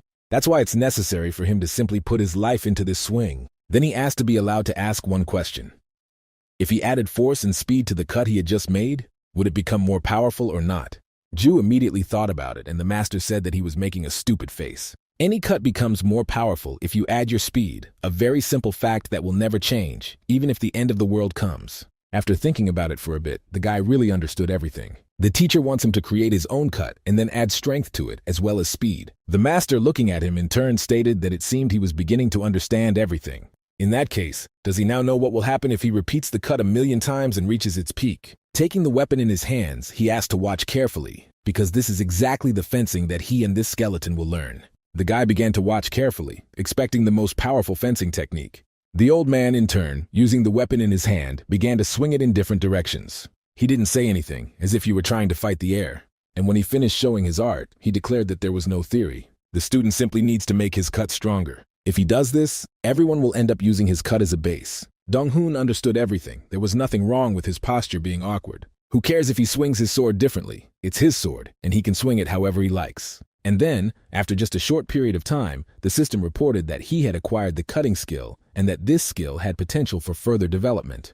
Guildmaster Parang, ranked 58th in the world of Gipparang, sat in his office. The nickname of this master of his craft is Beautiful Bow. Suddenly, the door to his office swung open and Soy Yul walked in. The guy immediately asked what was the matter, because it was the first time she had come to him. The girl actually said that something has been bothering her lately. That's why I asked if a D-rank hunter could suddenly display strength superior to that of a ranker. The interlocutor noted that this was a rather strange question, but Soy Yul asked to simply answer. Gipparang said usually, even if you apply lucky chances or learn a skill, it takes time to make it your own. He would say it was unlikely if such a case were the only explanation, it would be that he hid his abilities. The girl noticed that he definitely wasn't hiding anything. The interlocutor believed her, since even rankers cannot hide their abilities from her eyes. After all, the Dark Empress has a search skill that can easily handle this. That's why the guy didn't say it didn't make sense. But I wonder what happened. Soy Yul, in turn, realized that she had not yet reported to her brother about that dungeon. And this happened because, as he generally told him, she was defeated more than once. Remembering the old man, she burst into tears and had never felt so helpless. And yet he can't understand how a normally low-level hunter could do anything. Of course, his first impression was indeed unusual. She was curious to look at him, so she gave him a chance. And this guy turned out to be quite good, and he really did use it. On top of all this, he promised to tell her as soon as he sorted everything out, so she was waiting for something. Suddenly, Gipparang told his sister that she was somehow suspicious before she had a serious face, but now she even smiles. She makes him curious before she didn't care about anything except wielding a dagger. The sister immediately stood up and shouted that nothing of the sort happened and that she was simply leaving. The guy asked her not to be shy and just talk to her brother. Somewhere around this time, the hunters were at the designated location waiting for another person. It wasn't long before they saw that he had finally arrived. It was precisely the hired necromancer, that is, Ju, who came to them. Jae-ho greeted him and noted that he had sent the dungeon details via text message. I'm sure he had already checked them on the way. The hero said that it was so about the need to know everything. The main mission is to destroy and defeat the boss, is a very simple and typical dungeon. As the interlocutor had already said earlier, he had smeared himself with sunscreen and stocked up on ice water. The interlocutor was pleased by this, and Ju suddenly looked around. He wondered if there weren't more people here than this man had mentioned. It is unclear who these two girls are who are talking about the gate to the dungeon. Jae-ho saw the surprise and said that this time they invited 2 F-rank porters. No need to worry. They had already paid them, so they wouldn't charge him anything. Everything finally became clear to the main character, and he was able to calm down.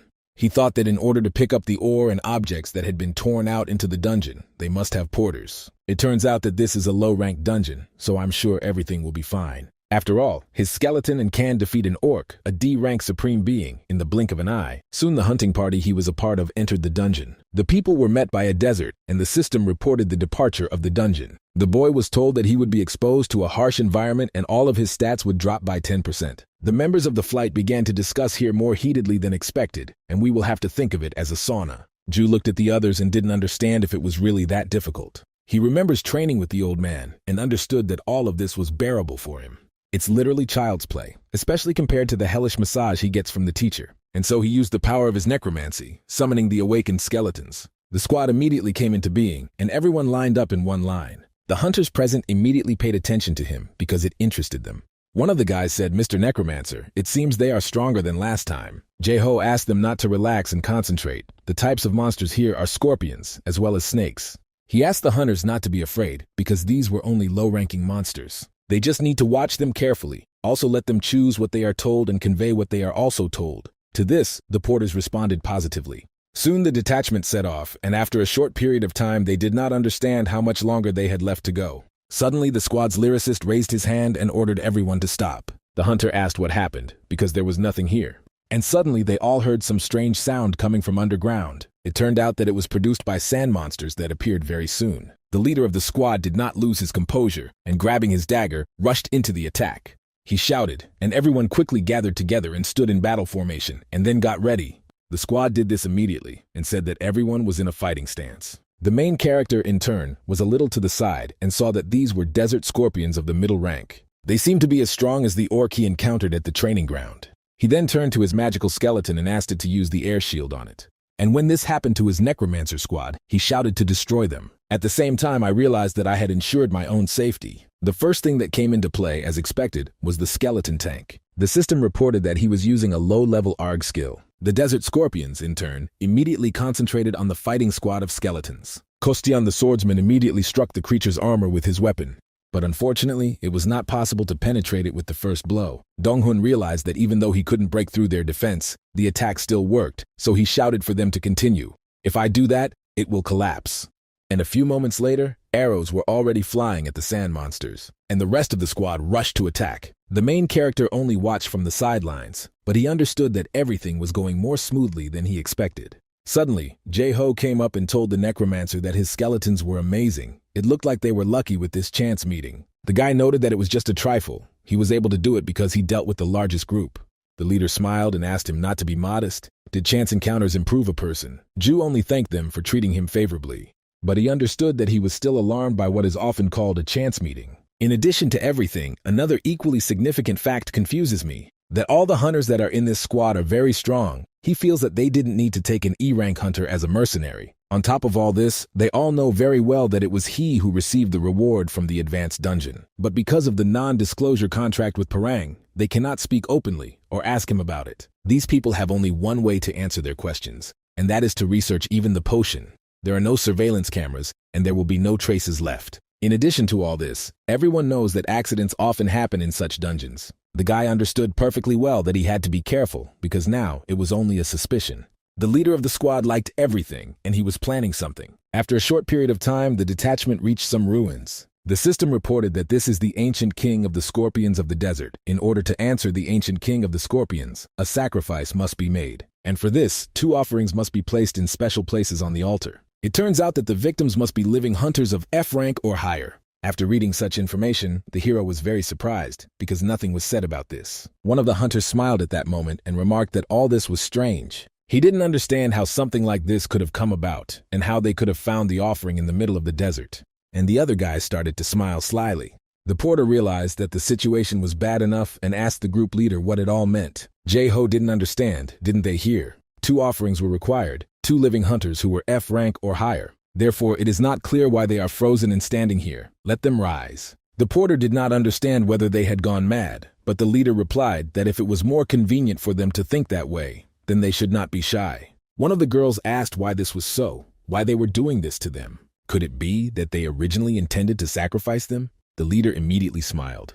And then he asked if they thought it was all strange, the pay higher than usual, and why anyone would use scum like them. If they in turn want to get high pay, they should pay a high price. Isn't that common sense? The main character, watching from the side, realized that this situation was definitely strange. He realized that if this man was behaving like this in front of him, it meant that he was confident that he could easily defeat him. The leader grabbed his dagger and said, "Stop resisting, let them go to the altar already." It would seem that the porters were in trouble, but suddenly the main character stood up to protect them. Jae-ho couldn't understand what was going on because the guy didn't need to interfere, or it meant that he was going against them. It looks like this guy is actually more naive than he thought, or is just playing the hero. Ju asked him to stop his filthy mouth and asked what his goal was. Why did he then come to the mercenary guild and bring him here? The interlocutor noted. It seems that he is not completely stupid yet. The hero didn't like this pause, so he shouted at him to speak faster. Jae-ho said, as expected, he had passed that dungeon not only by luck, so he probably already understood that they were interested in learning about the chance meeting. He doesn't know how he prepared and defeated that rancor, but that's why they went so far to bring him to the dungeon. They in turn do not even intend to fight with him. The guy was surprised by this, and the interlocutor said that they did it to show that they are such people, and ask if he would like to join them. Of course, if he wants to join, he will have to give them some of what they got from their successful meeting. After all, their team is fair when it comes to distribution. The main character just smiled and said that they were just crazy scoundrels. To sum up their words, it became crystal clear that they were villains and were asking if he wanted to join them. And if he wants, they will allow him to give his rewards. But is this really their plan? The guy really didn't like this situation and he just wanted to send them all away. So he decided to fight and ordered skeleton number 3 to attack. He immediately drew his bow and tried to shoot, and the arrows flew at the enemies who had recently been comrades. Although the leader of this squad easily dealt with all these arrows, and then he noticed, so this is his answer, and then he will regret it. The hero said that he would not cooperate with a bunch of animals. And when he said this, you throw him off and rush into the attack again. So Jae-ho had to defend himself against them, and then he asked the boy if he thought he had become stronger just because he had a chance. After all, just a few days ago, he was just an ordinary porter. Watching from the sidelines, Ju realized that this guy was stronger than he thought. It doesn't have a high level, but its strength is close to the next one. And perhaps even better than the next ones because the power is very good. Suddenly, the guy started smiling and asked if he thought he could beat him because he was the only one he was dealing with. This is his very big mistake, because he probably doesn't know why they spend so much fearlessness in unknown dungeons. Suddenly, the main character clearly heard a thirst for blood coming from the side, and at that moment, a dagger flew towards him, which, fortunately, was stopped by the skeleton. But even so, the necromancer, who is the summoner, felt this power. At that moment, a silhouette appeared behind the enemy squad leader. Jae-ho noticed that the hunter behind him was an A-rank assassin hiding in the shadows. The enemy that appeared asked if they were sure that this was the right guy, if he was the one who cleared the dungeon that Soyul couldn't get through. The interlocutor noted that this was true, but he did not seem particularly strong. The protagonist realized that there was no way out for this high-level person, although it was a miracle that he had lasted so long against a B rank. And while the guy was thinking about this, he felt someone pushing him. It was one of the porters who apologized for causing the guy unnecessary trouble, although this was the end for them, but she was still very grateful to him. Looking at her, Ju didn't understand what they had done to deserve this. Besides, why shouldn't they be sacrificed simply because they are weak? He was determined that he would not let them do this and would protect these people. If there is one who appeared, has a high rank, then it is necessary to use a powerful ally who is strong enough. So he called the teacher to trample and wounds into the ground. Jae-ho was already prepared to fight with Ju. And then the master appeared and said that he knew this would happen when a newbie like him went into the dungeon. The guy noticed the oldest thing, that the situation was urgent, and asked for advice. The mentor said that he should accept his fate because he was no match for these guys. It's such a pity that he, who claims to be his student, won't be able to cope even with such words. Then Ju asked him to stop complaining. If he died, he would not be able to achieve his goal. The interlocutor asked what of it, since he hadn't asked him to get involved in this matter. And it wasn't his fault, but only this brat. Even if the old man had mastered all the techniques, he wouldn't be able to do the impossible. At that moment, the masked man from the squad said that this was their first meeting, so he would ask politely, I wonder what he got from this opportunity. The protagonist thought about the fact that they needed the opportunity for the reward that he had received earlier. And all this means that this is the solution to his situation. They, in turn, try to intimidate him and pretend to be in control of the situation, but they will have problems if he does not cooperate and share his secrets. In this case, he knows what to do and everything becomes clear to the old man. Ju asked if this meant they wanted to know about his capabilities. The assassin said that it was indeed a reward for the dungeon that even that wretch Soyul couldn't get through, so of course he was interested. The guy smiled and remarked that in that case he would tell him he was an A-rank hunter after all. The interlocutor hid his weapon and said that it was a wise choice, more reasonable than he thought.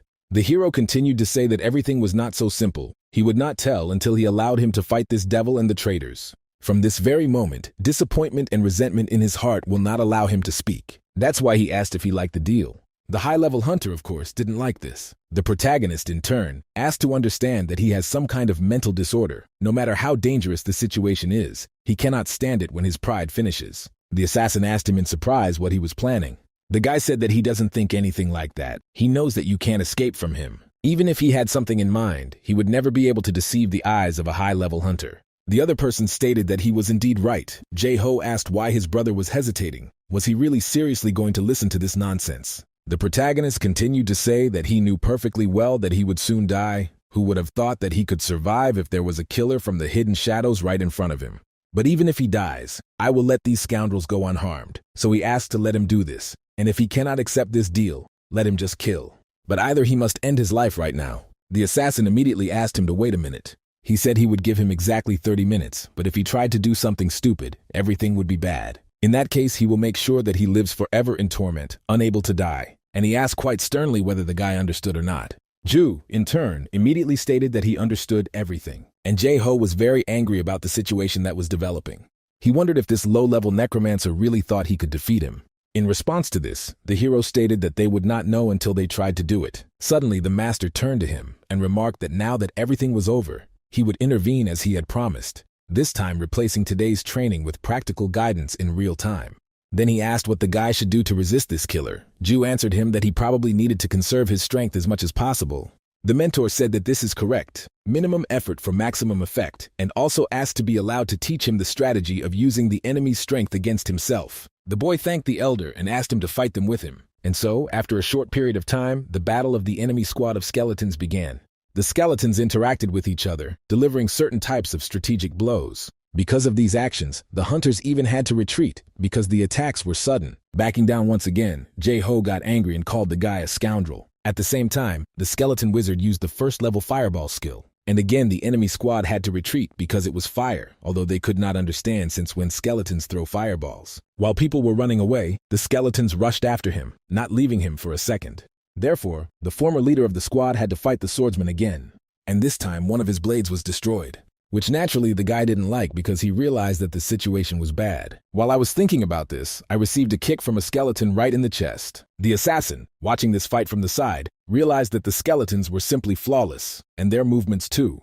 It's safe to say that at this rate, this guy can really win the battle. Suddenly he felt something and was surprised by the presence. It became unclear why he felt the presence of this guy leaving the dungeon when he should be outside and on guard. Jae-ho was no longer in the best condition at that very moment. At that moment, he saw a shadow falling on him, which meant that someone had approached. Looking forward, he saw the main character standing nearby. The guy shouted at him not to come any closer and to leave him alone. The master said that Ju was too weak to call it a real combat experience, but it was a good start, and the student remarked that he would get real combat experience with this killer. The old man shouted at him not to be impudent, because he would have to give it his all if he wanted to beat him at his level. The guy said that he put his life on the line from the very beginning and was not afraid of anything. And when he was just trying to start the battle, he felt a strange presence. Also in the distance, the silhouette of a man approaching was visible. Then the master noticed that he was a fool. Another such killer had just entered the battlefield. The guy is really good at everything else, but he never thinks ahead, and that's bad. Ju realized that his mentor was indeed right. He no longer had a fucus up his sleeve and was still a weakling in this world of hunters. Even if he doesn't want to admit it, he should, but it's generally unclear why he was so confident in himself to take such a risk. Feeling the presence of another assassin, Jae-ho smiled. He asked the hero, "Did you really think that they wouldn't come with just one elder from the hidden shadows?" Ju understood that if this was the case, then the situation was bad for him, and he needed to run away. And suddenly the man who came turned to his comrade and said that it was time for them to run away because Gi Soyul was here. The main character was very surprised when he heard about the girl. He didn't understand why she was here if she was here. The one who arrived right continued to speak. It is necessary to act immediately, because there is no time to think. If they are caught, then they will definitely die. A few moments after the dialogue, he did not immediately run away. Jae-ho, in turn, was shocked by what was happening and tried to appeal to them, but it was too late. Ju realized that even high-level assassins had run away, which meant that this was the power of a ranker. Soyul, in turn, continued to be at the entrance to the dungeon. At the same time, I began to think that I was overreacting. She follows the guy as if she is actually stalking him. She was able to track him to this dungeon with the help of Parang's information. But eventually I started to think that all this was wrong. After all, he promised her that he would tell her as soon as he sorted out all the matters, if she gave him time. So in the end, I decided to give him time and wait a little longer. The skeletons in turn continued to fight the enemy squad inside the dungeon. Z was in a critical situation and wondered if Ju had decided that he would die like this. But this was not in his plans, so he decided that he would live in order to survive, using everything he had. The hero, in turn, watched this man closely and understood that he was trying hard. But he sees right through him because he can't defeat him by force, and so he plans to do something with the porters behind him. So the guy turned to number 1 and ordered him to act. After this, the skeleton swordsman immediately rushed to attack the opponent in front. Jae-ho didn't expect such a swift attack and didn't have time to react, so he lost his arm because of it. At that moment, the heroes wondered if he were weaker, would this man have spared him or not? Although he can admit that this would never have happened. That also applies to the rest of the members of this squad. The former squad leader sat down and called Ju a scoundrel, and also asked if he really thought that he would just tolerate all this. After these words, he successfully rose to his feet and quickly rushed forward. But the swordsman was already on guard at that moment and prepared for further battle. So with one lunge like this, he knocked this guy down, cutting off his leg. Because of this, Jae-ho received another portion of pain and immediately fell to the ground. And then he again called his enemy the last scoundrel because of what happened to him. He asked why this was happening, why he had to appear before him. The hero, not fully understanding his displeasure, asked what he was talking about. After all, in the end it turns out that it was he who appeared before him. Then the interlocutor said that he should simply not waste time and just kill him already. Ju turned his attention to the altar and asked how easy it was to kill. He apologizes, of course, but he won't die that easily.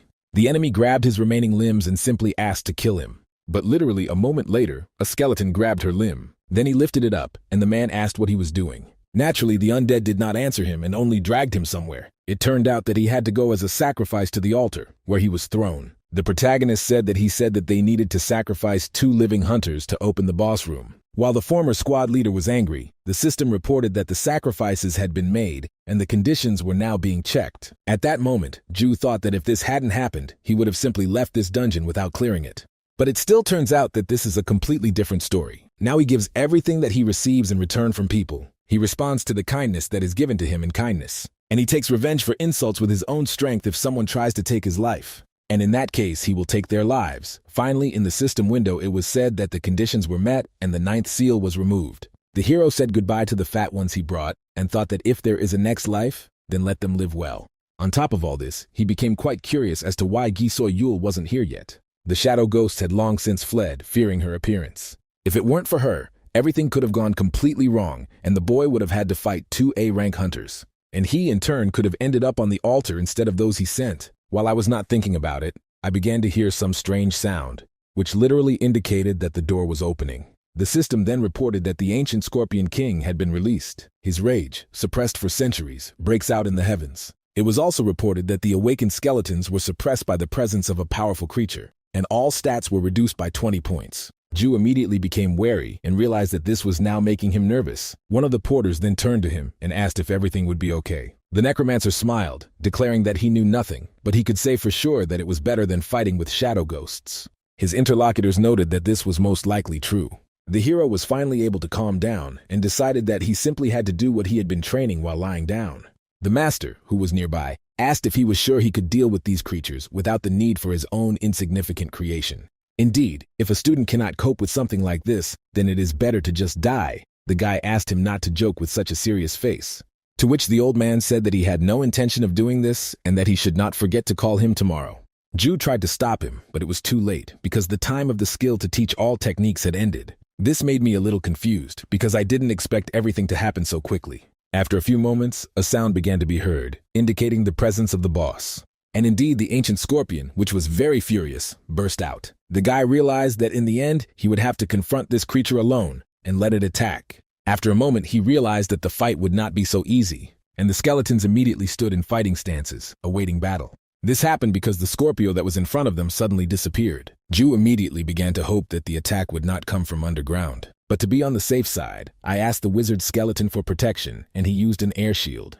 He, in turn, ordered the rest to also disperse and form a line. The tank, as usual, found itself in front, but protecting the necromancer's leader. And the archer, who was behind the line, suddenly felt something strange. It turned out that the ground under his bones began to crack and something was emerging from there. It was this creature that turned out to be the boss, who actually attacked from underground. The main character was surprised by this, because the creature ignored him and attacked the bone man from behind, which means he has intelligence. The monster really had no intention of attacking the necromancer and turned towards the other skeletons. In order to protect his subordinates, Ju immediately sent a tank there. After what happened, the system reported that the fourth number used a low-level ARG skill. Of course, this caught Scorpio's attention, and he already turned in the other direction. Don Hong saw what was happening clearly and realized that the creature was advancing on them.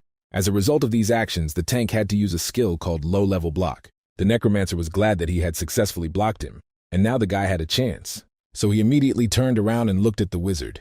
And then, using his staff, he ordered everyone else to immediately attack Scorpion. Arrows and magical elements were immediately used. The attacks weren't that deadly, but the guy thought no one cared.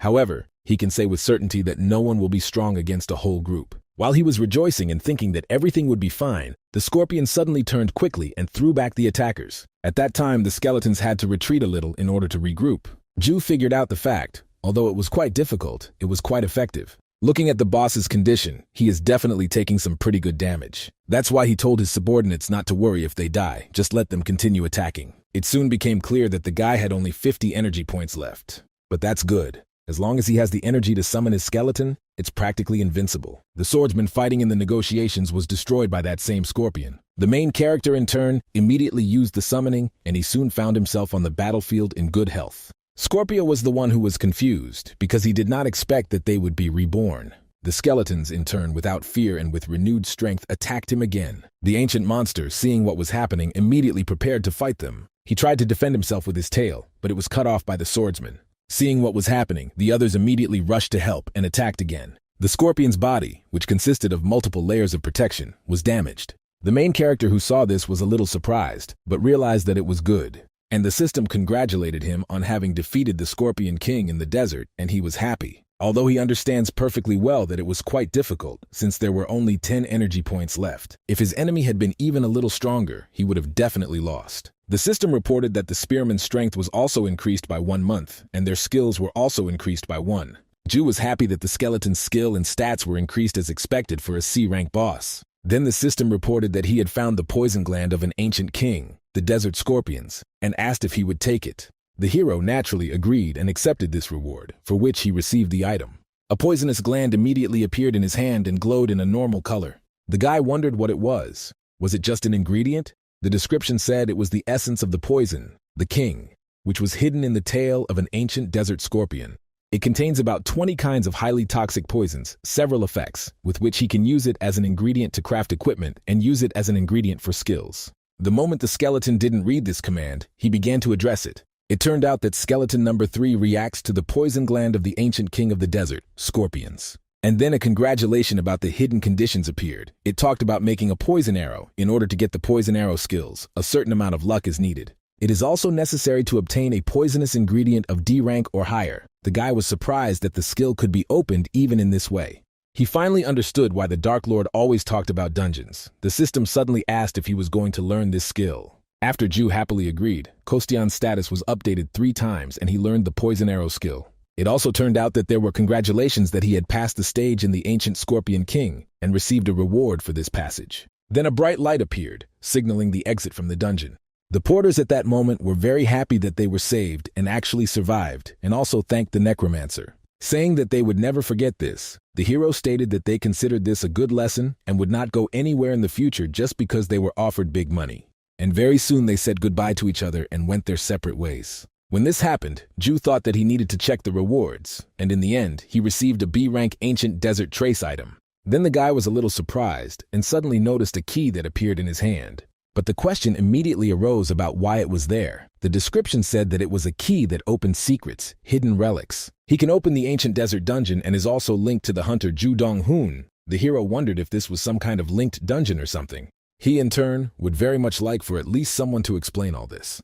But suddenly he felt the presence of another person and immediately turned his attention there. It turned out that it was the Dark Empress who had been here all this time. The girl was a little embarrassed and said that they hadn't seen each other recently, and that earlier he had asked her to give him some time to collect his thoughts. She thought that he had sorted everything out since he was going into the dungeon, and besides, if she hadn't found him herself, he wouldn't have returned to her. Ju was very surprised by this, but said that he understood everything, although in reality he couldn't even imagine what he should do. Tell her the truth, or would it be better to lie?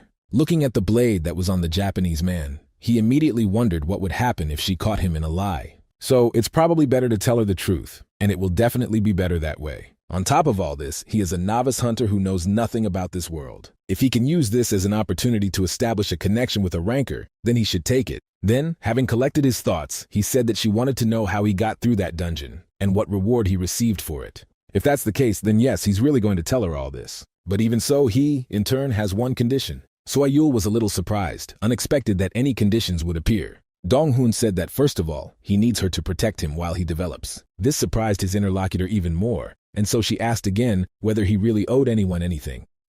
In response, the guy noted that it wasn't quite that simple that hooligans were hunting him. The Dark Empress added, "Well, what else did he say? Firstly, it means there must be something else." The hero said that he is a newbie, so he asked her to teach him something that he does not know within reason, for example, talking about this key. Soyul couldn't believe her eyes and asked if it was really a medium. The guy realized that she knew something and asked her about it, but it was strange that this thing could surprise even a ranker, and it really was that expensive, probably. Then the Dark Empress asked if he had received it from this dungeon. The guy noted that she understood everything correctly, and the girl said that he was simply incredibly lucky. The chances of finding a medium in a regular dungeon are practically zero. There are less than 100 of them known in the world, and he is also tied up in such a way that they cannot exchange him. Ju knew it was good, but he wondered what he was doing. The interviewee continued to say that mediums are also a kind of lucky opportunity. When people immerse themselves in them, quests associated with them appear. These related quests increase the conditions in rank, eventually reaching S rank or higher. Moreover, all the mediums known to her until now had reached this level. Having received this information, the hero could not believe it, so he was very surprised. Then Soyul said the wounds were screaming at her, desperately looking for these items. Then she thought for a few moments and declared that she accepted his conditions after all.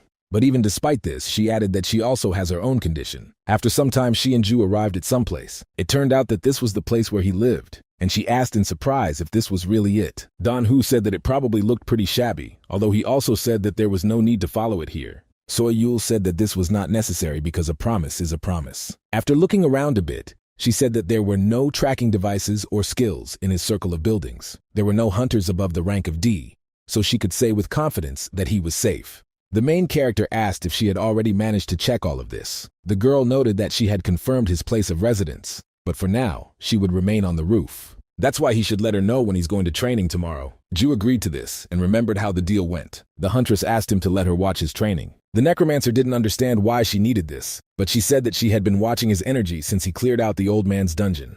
And now it is becoming stronger and stronger exponentially. This alone makes her very curious about how he achieved such rapid growth. Remembering this situation, the guy finally slammed his door. He understood that he had already explained about the happy opportunity a long time ago.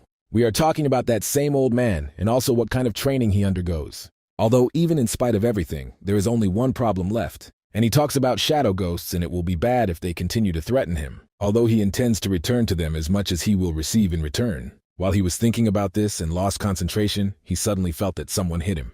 A strong pain, causing unbearable torment, immediately swept through his body from his back. It turned out that it was his master who shouted at him not to overreact as his body was beginning to take shape. In other words, it means that they need to increase the intensity, and he thinks he should understand this. While the old man continued to do this, the guy's friend asked him to wait, because this was just violence. The mentor was surprised and looked at him, asking what he had just said. What violence? Do I really dare to describe his great technique of the Heavenly Master? Painstakingly created technique, so vulgarly as violence. He, in turn, needed to be ready, and the guy immediately realized that he needed to run, but it was too late. After a short period of time, the pain resistance bench was there, but this skill also still had potential for further development. As promised, the Dark Empress continued to watch the main character. He asked, almost like a half-corpse, what she was looking at, and his interlocutor noted that she had seen this many times and could not get used to it. To think that he had been going through this kind of training every day since then, Ju realized that he had explained everything about the old man to Gi Soyul.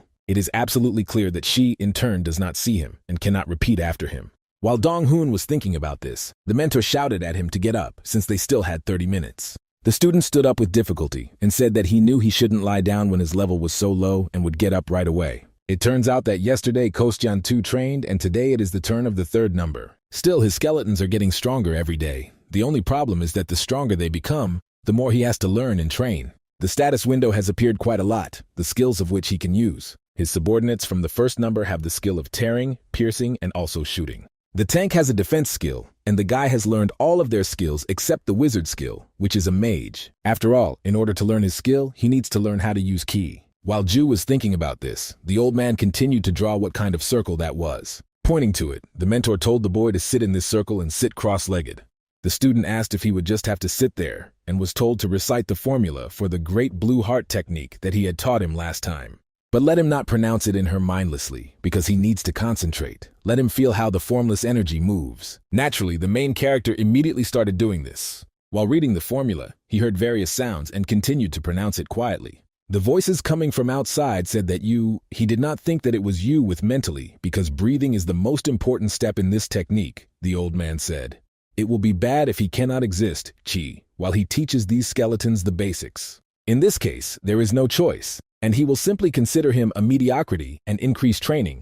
The guy realized that he was planning to beat him half to death, and he had no choice. That's why I realized that if I became stronger, I would be able to endure all this. As usual, Soyul was on the roof of the house, looking around. All her thoughts were racing through her head and were concentrated on Ju. The girl wondered if he really became the disciple of that strange old man. To this day, she remembers how many times he threw her. Remembering this, the Dark Empress continued and understood that it was terrible. She thought it was because of the lucky opportunity. His determination to endure the pain, as his body was twisted and his bones were crushed, was simply impressive. Therefore, she must acknowledge his strength and thinks there is no other choice until she watches him. The old man she couldn't do anything with is now next to the guy. Just watching him grow makes her feel like she might be able to overcome her limits someday. And yet it is very interesting to see how much this guy will grow, even a lot. At this time, a conversation was taking place in the main office of the Hidden Days. The guy who met the main character in the recent dungeon led to the main thing. The leader was told there that they needed support because of Gi Soyul. Then he said that they didn't really want to interact with this Parang guild. The owner of the Guild of Constant Shadows is called Nick Jokin. He ranks 92nd in the world under the pseudonym Cerberus. The subordinate asked for forgiveness because he should have sorted all this out before the girl interfered.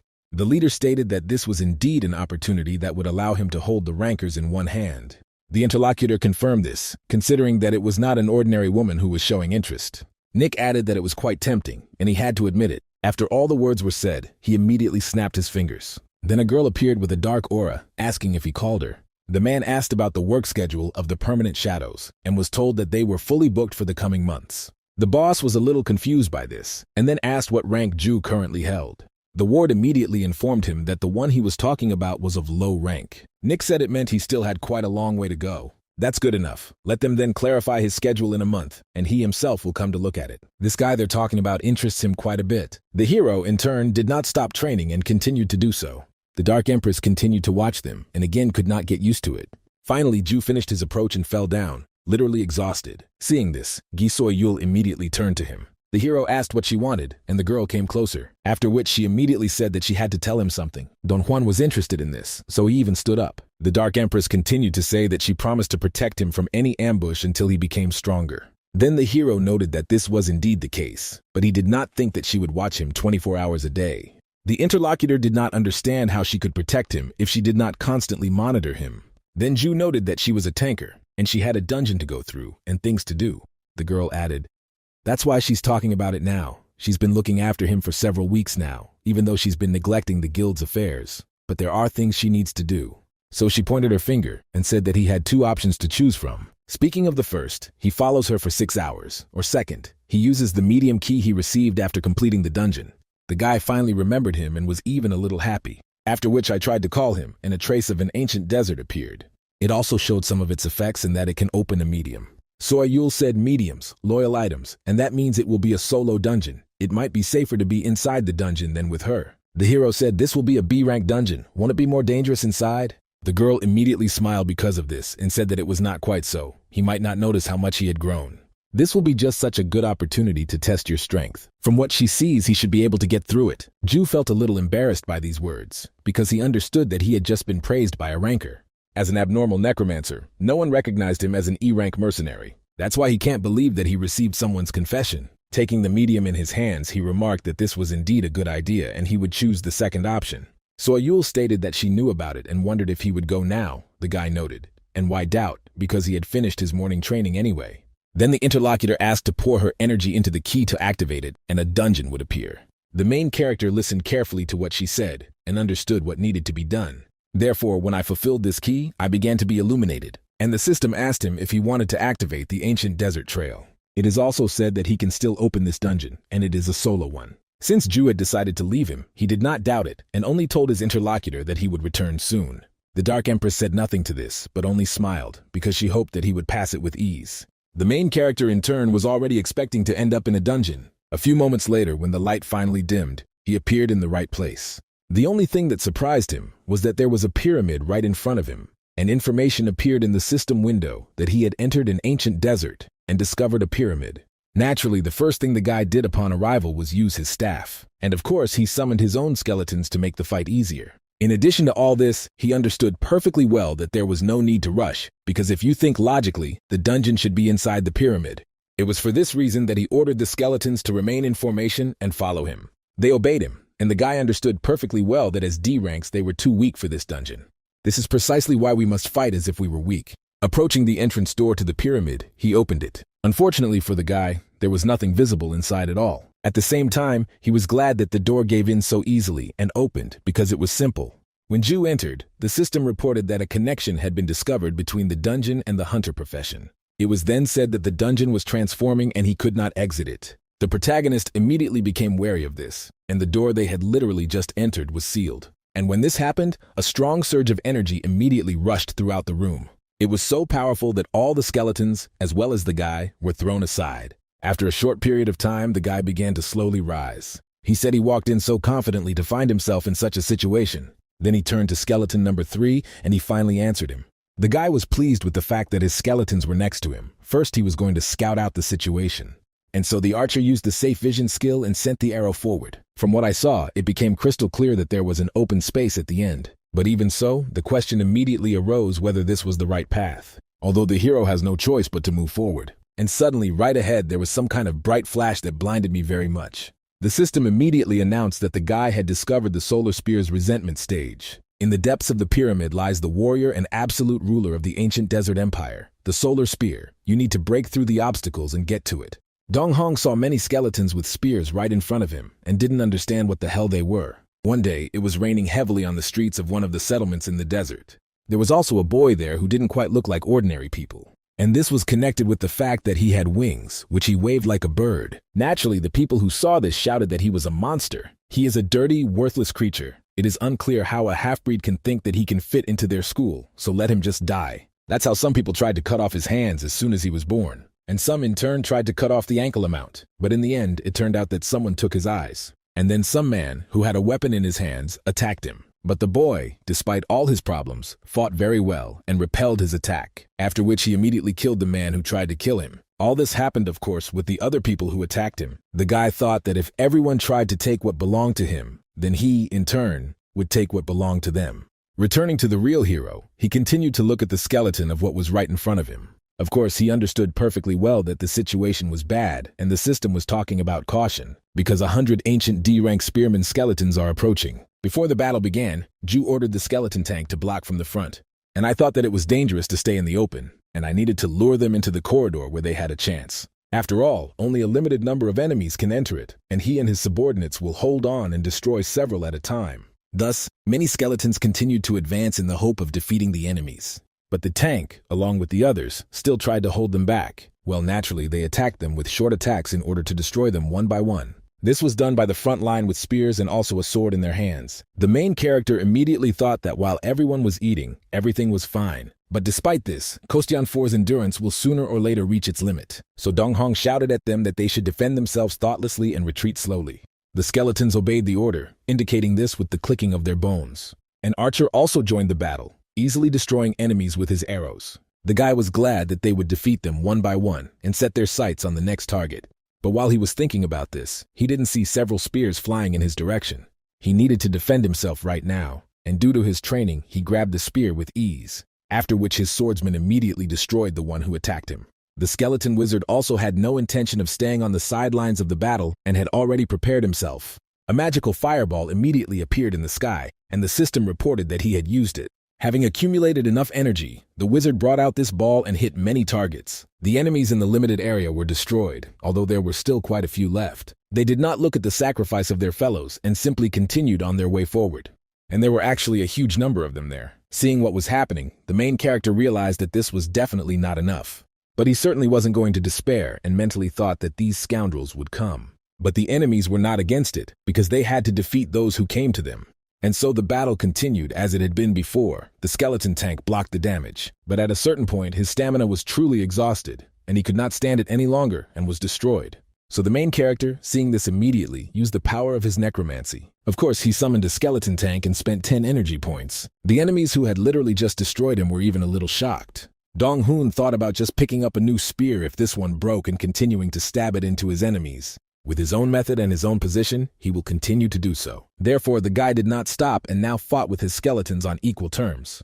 But of course, there was also danger, because he was also attacked in the same way. Thus, the fierce battle continued for quite a long time, until the main character stopped and his large amount of strength was spent. At that moment, the system reported that the solar copy of the sleeping pyramid had awakened, and he was also watching the guy and even mocking him. Sunspear asks if he really thinks he can stand up to them with such skills. Ju didn't understand why this scoundrel was laughing at him, not that he knew who this Sunspear was. But it turns out that he, in turn, cleared a dungeon much worse than this one, and it was he who convinced the old man, whom even a ranker could not defeat. The guy told the skeleton tank that they were moving on because this guy with the Sunspear was making him angry. So they continued on their way. The hero thought that whatever was in front of them, they had to get to it. And then, a few moments later, the system reported that 100 spear skeletons were approaching again. Seeing this, Dong-hong was horrified, wondering if this dungeon's trick was to spawn countless skeletons until he reached his goal. The battle with them had begun again, and at this rate there would be no end, it was clear. Therefore, the hero understood perfectly well that he had to get to the boss as soon as possible. To do this faster, I asked the tank skeleton to give up his shield, because now he will be tanking. The subordinate did this immediately, and the battle began in a new vein. The hero also asked the boneman to use an air shield on the wizard, and let the others cover him. They would ignore these skeletons and run straight to the boss room. It became clear to Ju that he would either reach the goal or fall earlier.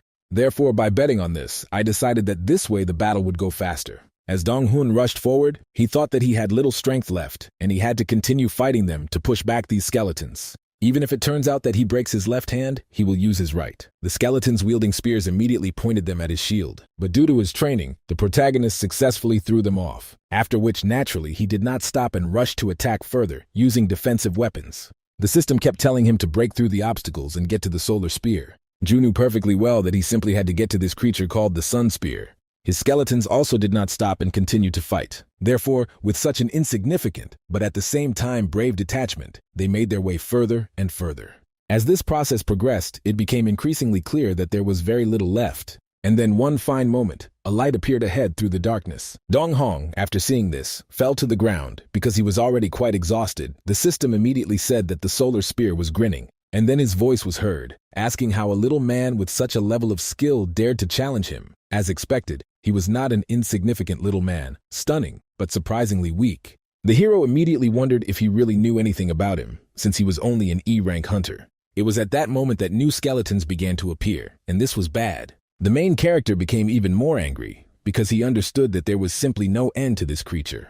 And again, the battle that had been going on before did not stop even now. The necromancer's subordinates were also often destroyed, and he had to spend his own forces on them. Ju realized that if he continued to fight like this, he would most likely die. He had to focus on running forward no matter what. And as he continued to do this, he became very angry at this strange dungeon. After some time, he became very out of breath because he continued to stubbornly run away. And as a result, right in front of me, I saw countless bones. It turns out that they were all from the skeletons he had literally just defeated. But it's weird enough that I wonder if he's just running around in circles. In the end, whether he goes forward or backward, nothing changes. And while he was thinking about this, he again heard the clatter of bones, which spoke of only one thing. Indeed, there was a new 100 skeletons approaching, so Pal didn't have to constantly encounter him.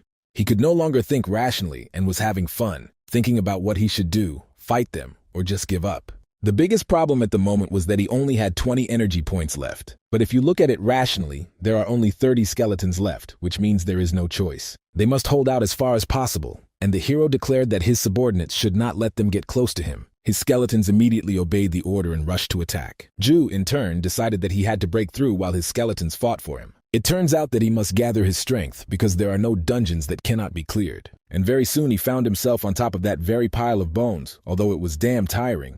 At the top, the system again continued to tell him to break through the obstacles and reach the solar spear. The guy couldn't figure out where this solar spear was, but suddenly he looked up. There was something strange there, shrouded in darkness, and Ju thought maybe this was it.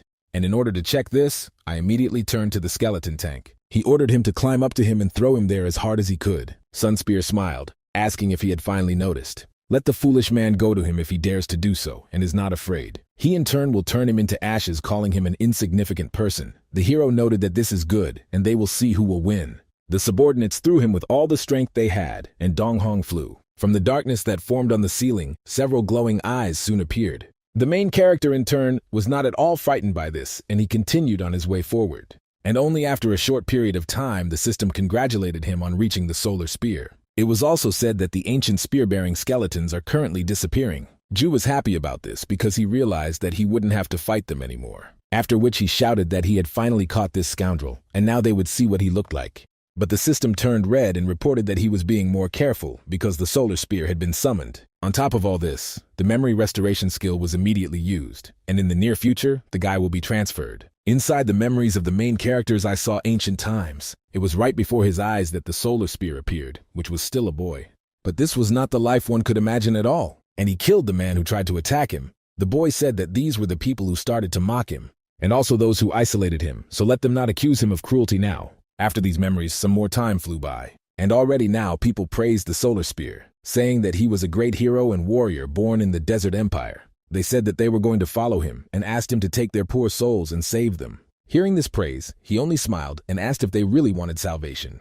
Then he just stunned them with words so that they wouldn't even think about it. You shouldn't think about surviving in this desert. You only need one thing, and that is death. So he immediately raised his mental spear up and told his subordinates to do this. They of course obeyed his order, and all reason did so. The Sunny Cop then announced that from now on they would kill each other. It is necessary that they mercilessly exterminate their relatives and burn everything to ashes, like a dried-up sun.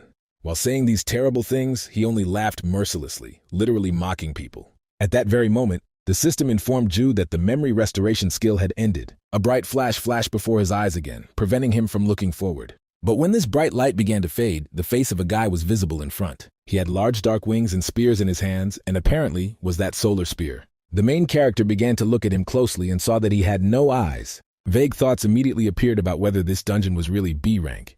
It's very strange because it looks like a master of all techniques. Finally, the boss spoke to the necromancer, calling him a vile and evil man, and then angrily he asked if he was really there to refuse him too. At that very moment, he rushed at the man with his own spear. Dong-hoon realized that this was just terrible because this guy was going to stab him. Suddenly, someone grabbed him by the arm, literally pulling him aside, and the spear that the solar spear wielded flew to the side. The boss of this dungeon was immediately surprised, wondering if he had missed. And the one who saved the main character was his master, who asked if he couldn't pull himself together. The hero couldn't understand how the elder could be here. After all, his energy was at zero, and he didn't have the strength to summon the skeleton or the elder. While he was thinking about it, the sun spear wondered how he was able to dodge its attack.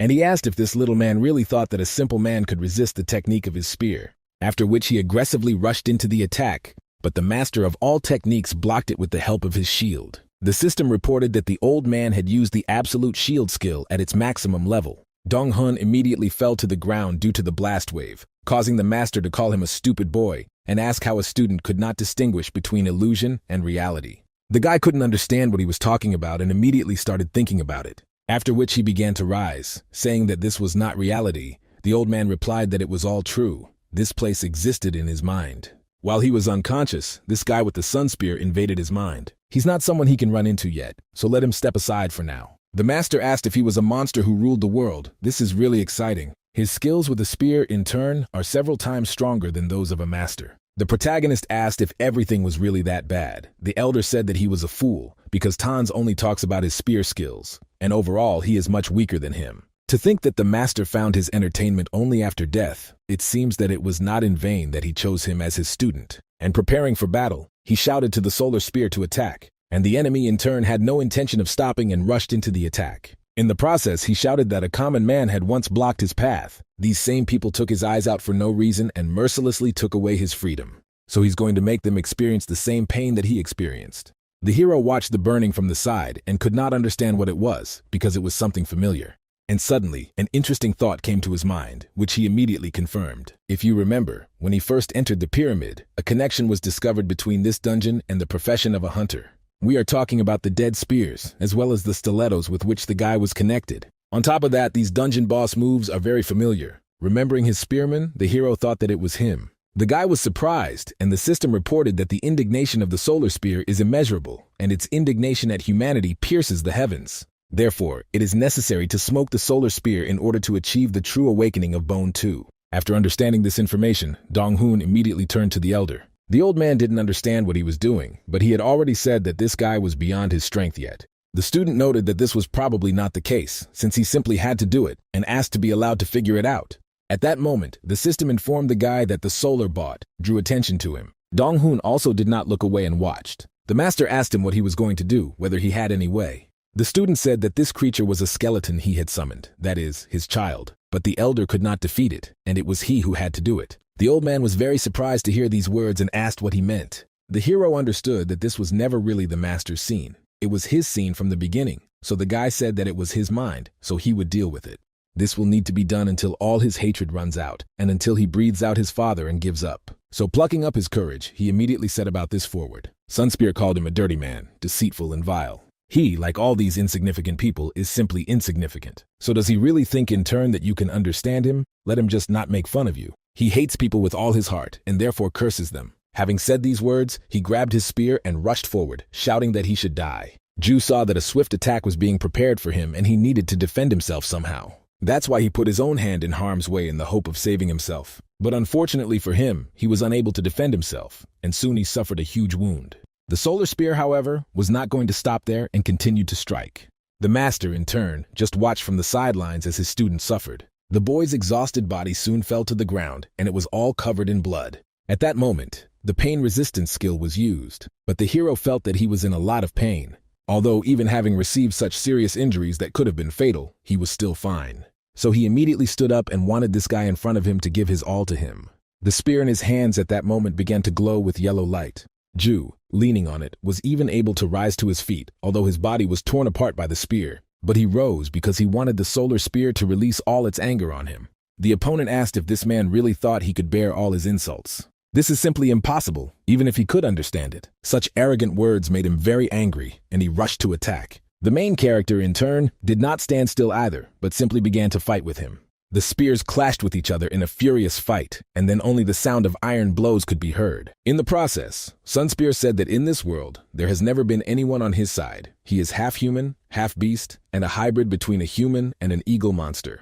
He then asked if there was anyone at all who would like him the way he was. And after these words, he increased his pressure and knocked the spear out of Ju's hands. Then he shouted that he shouldn't have been born, because from the moment he was born, people at the station had been throwing knives at him. On top of all this, they took his eyes and tried to collect his hands as well. But that's not all, because they also tried to take away the ankles he had. So he asked the man in front of him if he knew this terrible pain. While the solar spear was speaking, it dealt miserable blows with its spear directly at the guy. The hero, although seriously injured, still said that it must have been difficult. After this, the interlocutor said that there must have been people who felt sorry for him. Moreover, even if this did happen, in the end they were all the same. They were afraid of him and stabbed him in the back. This happened until the moment when his emotions died and people were a lie and also a betrayal. They treated him like a monster, so he asked if it was wrong that he became one. As he continued to receive serious injuries, the hero wondered if this was the process of letting go of resentment. And yet, they said with attacks, one can feel that he is gradually weakening. Of course, the emotions of this creature are very strong, and it is quite difficult to understand them. So soon the hero asked him how long he was going to continue to be sad. If he continues to endure all this pain, then who does he think will suffer? Throwing himself at him once again, the guy shouted at him to think about it. If we talk about this whole situation honestly, then about the reason for his pain, he knows it perfectly well. Sunspear continued to rage, telling him not to try to judge him as he pleased.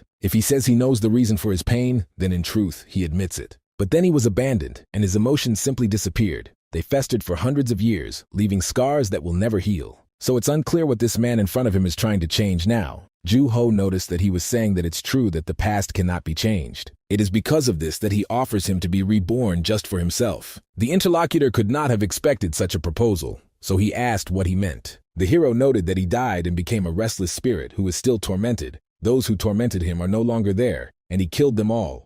Sunspear said that it was true. Now he remembers everything. After all, it was here, in this very place, that he buried himself after killing all the people. So does this mean that he can now live a new life? So I asked if he was really telling him to live in a new way. The hero noted that he understood him correctly. The point is not whether it will be right or not. He doesn't say that the people who destroyed his past life were right, and also that he, who killed countless people, was also right. But at the same time, there are things he wanted to do, and things he couldn't. Ju tells him to enjoy them too. We are talking about those things that he wanted to do but still did not have time or was not able to. Even if it was only for a moment, the guy really felt his past. He felt what was causing him pain and what emotions he experienced at the same time and what he wanted himself. And in these very memories he realized that he wanted to see the world. What really interested him was the soft sand that was under his feet. Besides this, there were camels that roamed the desert with people. Sunspear thought about this for a moment and said that it was true because he was interested in the whole world. And this was regardless of the good and evil of all people, and this fact cannot be denied.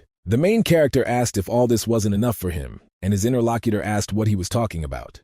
Dong-hoon stated that to be honest, he couldn't fully empathize with his pain. He felt it for a brief moment, but nothing more. Therefore, he does not want to successfully express his feelings and should not simply do so. He, in turn, simply wants to say, can he be honest with his desires, no matter what kind of feelings he experiences and no matter what bitterness remains. He just needs to think about the fact that he can go and see this whole world. Sunspear asked if he meant to say that he could show him this world. The hero smiled and said that it was true because he was a necromancer. Although he is cursed, he is still the master who controls death itself. The world he lives in is completely different from the one he lived in. But at the same time, there is a possibility that he wants to see a world that he has never seen before. If it turns out that this is indeed so, then let him simply take his hand and serve him. The system at that moment continued to report that the solar spear was continuing to think. And suddenly the interlocutor turned to Ju and asked if he was different from those other people. After all, as a person, he is the absolute ruler of the ancient desert empire. Half man, half beast, that is, a hybrid that has no equal in this world. He is a spear to smoke the high sun. Thus it turns out that the solar spear serves no one,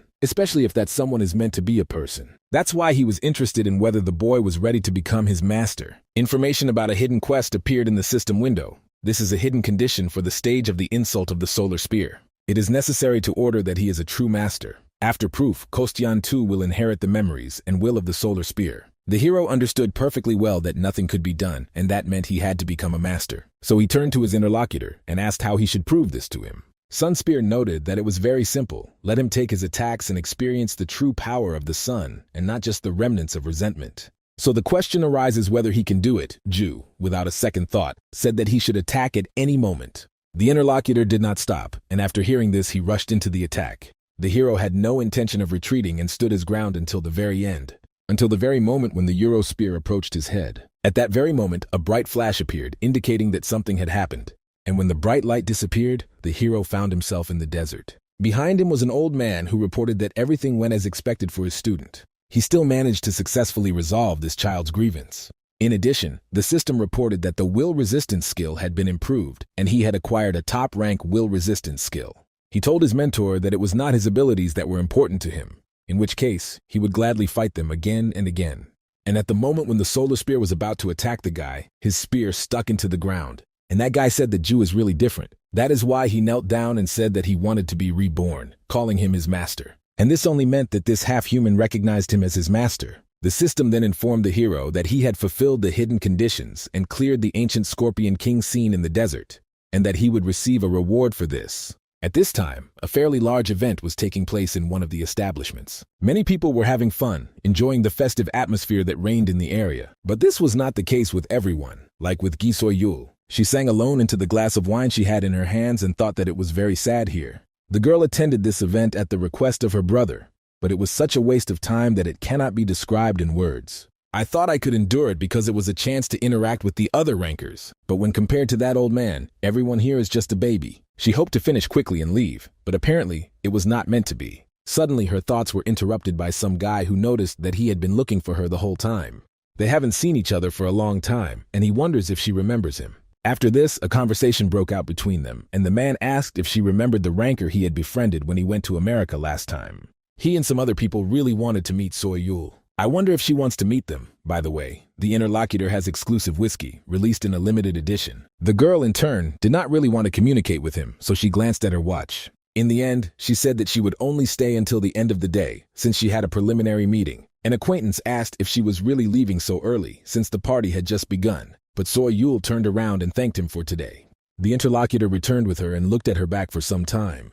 And he was also angry because she was such an annoying woman. It was unclear whether the fact that she was a ranker made her special. So the rumors that have been circulating lately turn out to be true, and she is hiding the guy. This is quite interesting information, which means it will need to be verified. The main character finally returned from the potion he had entered recently, and the first thing he did when he returned was breathe out a sigh of relief, after which he immediately fell to the ground without strength and thought that he was already going to die. In addition to all this, looking around, it became extremely clear that the sun had not yet set. Soyul told him that she would be gone for about 6 hours, so she should be back soon. Suddenly, system windows appeared before the guy's eyes, informing him that his skeletons were being restored, and what was interesting was that all of their indicators had increased. The skill level also increased to about 8 or 9, especially for the spearman. Now he became special, different from the others, because he inherited the memory and will of the solar spear. The name of Kostyan DVA changes to Solar Spear, and all indicators increase by 10. Ju was happy because all 3 of the added skills of this attack that the Solar Spear used against him. The first of these is the blindingly shining solar combo. Next comes the Raging Desert, which covers the entire field with a sandstorm-like attack. And to top it all off, there's Soul Flame, which burns the soul to temporarily increase movement and attack speed. Dong-hoon was happy because they were all just incredible. But the guy now simply can't call him Kostyan, so he will call him Sunny, because Sunny Spear sounds too disrespectful. However, this was not all, because it was necessary to check the reward. The guy overcame this from an immeasurable level, and a great achievement was accomplished. For this, a reward was distributed to him, and he received a golden random box item. The most interesting thing was that she had the highest rank. Ju, on the other hand, is an E-rank hunter, and he's never gotten even a decent item. And now he has an item of such a high level, and it's simply amazing. The system immediately asked him if he wanted to open the golden random box. The guy immediately wanted to do it, and she began to open up. As a result of these actions, the thing that was in his hands rose up and began to glow very brightly. At that moment, as the light fell a little, some object became visible. The system immediately congratulated the guy on receiving a high-level item. And this item is called the Fire Dragon Staff. It is imbued with the power of the legendary Red Dragon and has several effects, the first of which is an increase in life force by 100. It also reduces the skill's duration by 20% and increases the power of less than the fire attribute by 100%. The hero was happy about this, although for a high-level item this is not so much. But when used correctly, the stronger the user, the more destructive this item becomes. The main character immediately became very interested in how much it would cost on the market.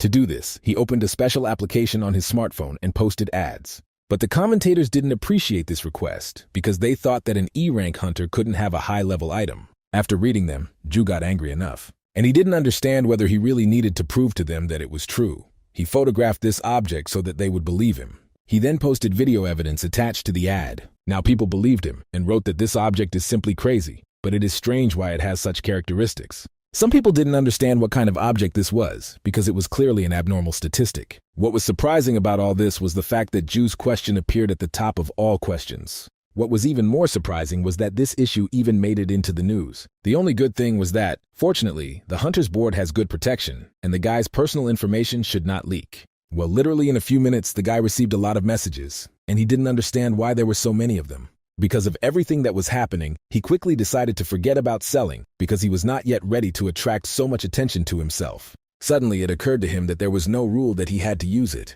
Anyway, his life force has been restored, so check it out right now. In fact, a few seconds later, he tried to use it. The system immediately reported that the use of the Awakened Skeleton summoning skill was applied and it consumed 10 life force. The boy summoned his wizard and immediately turned to him. Okay, and then he handed him that same staff and told him to take it in his hands, then shocking him with the fact that this staff was now a gift for him. Naturally, his subordinates immediately took it and began to look at it happily. At the same time, information appeared in the system window that Kostyan was equipping 5 Fire Dragon courses. Ju was glad because usually the undead necromancer can't equip items. But this, in turn, worked, and it is not clear what to do, as this is his first high-level subject. There were thoughts about whether to give it to a subordinate or not. Perhaps it is necessary to sell it, because you can get a good amount of money for it. The wizard noticed his master's unkind look and tried to hide the staff. Donghong immediately told him that this thing was very expensive, so he had better give it back. The skeleton shook his head as if refusing him, and the guy didn't understand whether he was against it. Then he breathed a sigh of relief and said that it was better than nothing if he could use it. The boy thought that perhaps the subordinate would one day achieve true awakening like the solar spear. Then it would most likely be the right choice. He sorted out the achievement rewards and will now look at the rewards for completing the dungeon. And so he received an item, the root of a high-level racial conflict. This item is associated with a certain profession. Ju immediately thought about what was meant by the profession. The item is a catalyst. It is able to reveal the secrets of the hidden ruins. Among the effects, there is the ability to open the dungeon forest in stone. It is also tied specifically to the guy, and this item can only be activated by hunters of rank C and above. Now the hero realized that he had received another catalyst and immediately remembered the conversation. Soyul said that catalysts are also a kind of fateful opportunity. As a person progresses further, related tasks will appear. The quest chains continue to increase in rank and eventually reach rank S or higher. All the catalysts she knew so far were exactly like this. Donghong wondered if this dungeon might be related to other skeletons, such as the Sun Spear.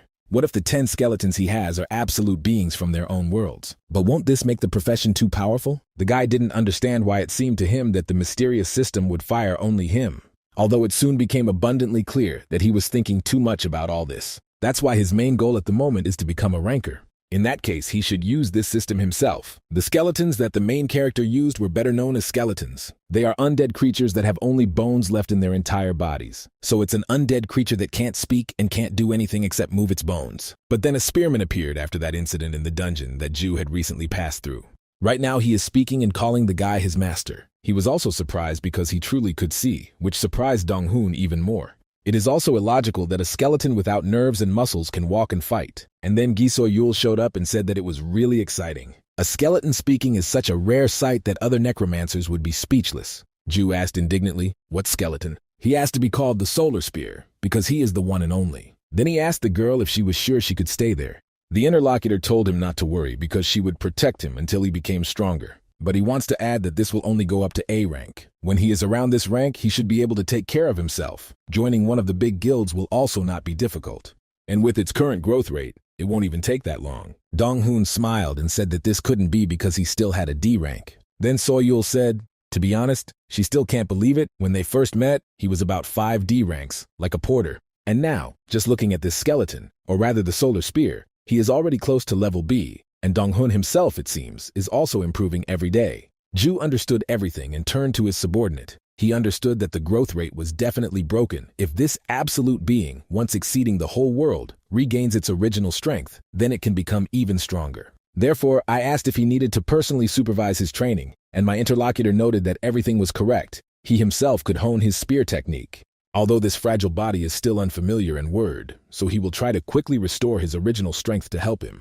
The necromancer said that it was good, let him train himself. Sunspear obeyed his order and immediately began training. The protagonist continued to watch his training and became curious about when his rank would increase. If he was given an item that unlocks at C rank, then there must be a way to get to that rank. This means only one thing, that the guy's next goal is to reach this rank. After a short time, the heroes, together with Soyul, moved to another location, and there the girl said that the guys should definitely go that far into it. Ju noted that she helps him, so he feels it's wrong that she sleeps on the roof every time. At the same time, she has no need to worry, because he will never cross this line. Just like yesterday, she can spread out her sleeping bag there and sleep.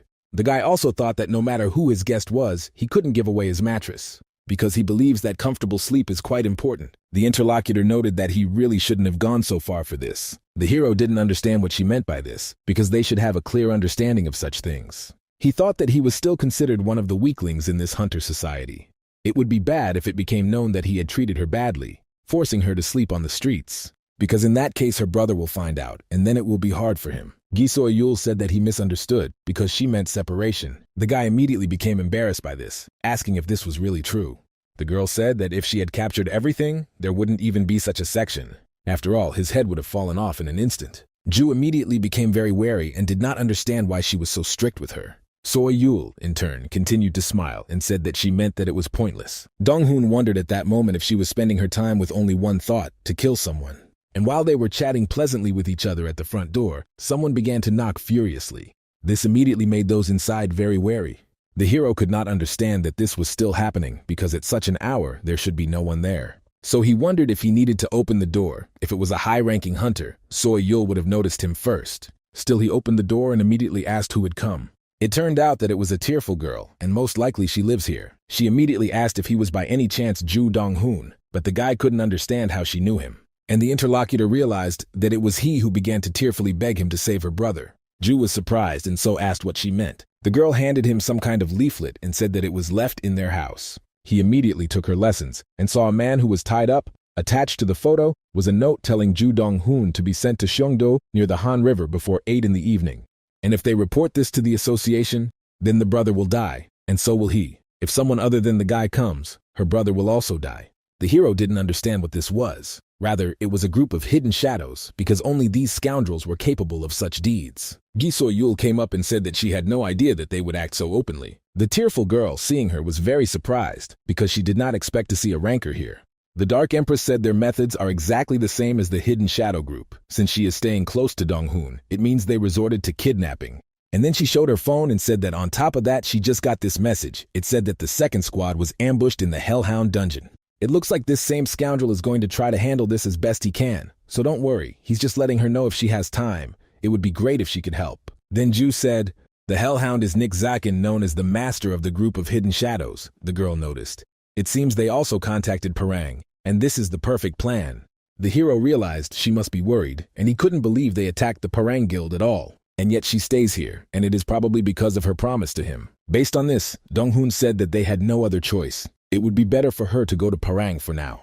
The Dark Empress said that she could not do this, because her brother's rating was 58th. This means that he is not so weak that he can be destroyed by some small group of hidden shadows. But compared to him, Ju is alone, and once she leaves, who knows what might happen to him. The guy noted that this was indeed the case, but wouldn't it be better for them to first save the kidnapped person?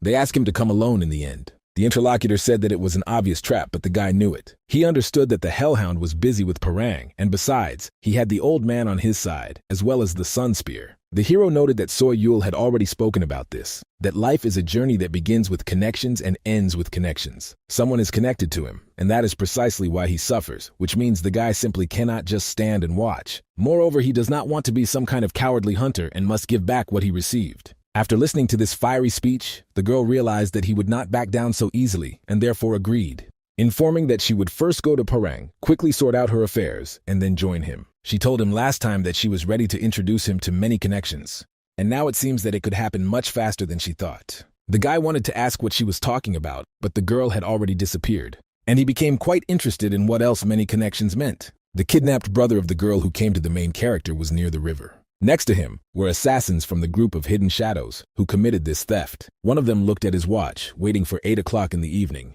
There were only 5 minutes left at the appointed time, so the boss said that the guy should be here soon.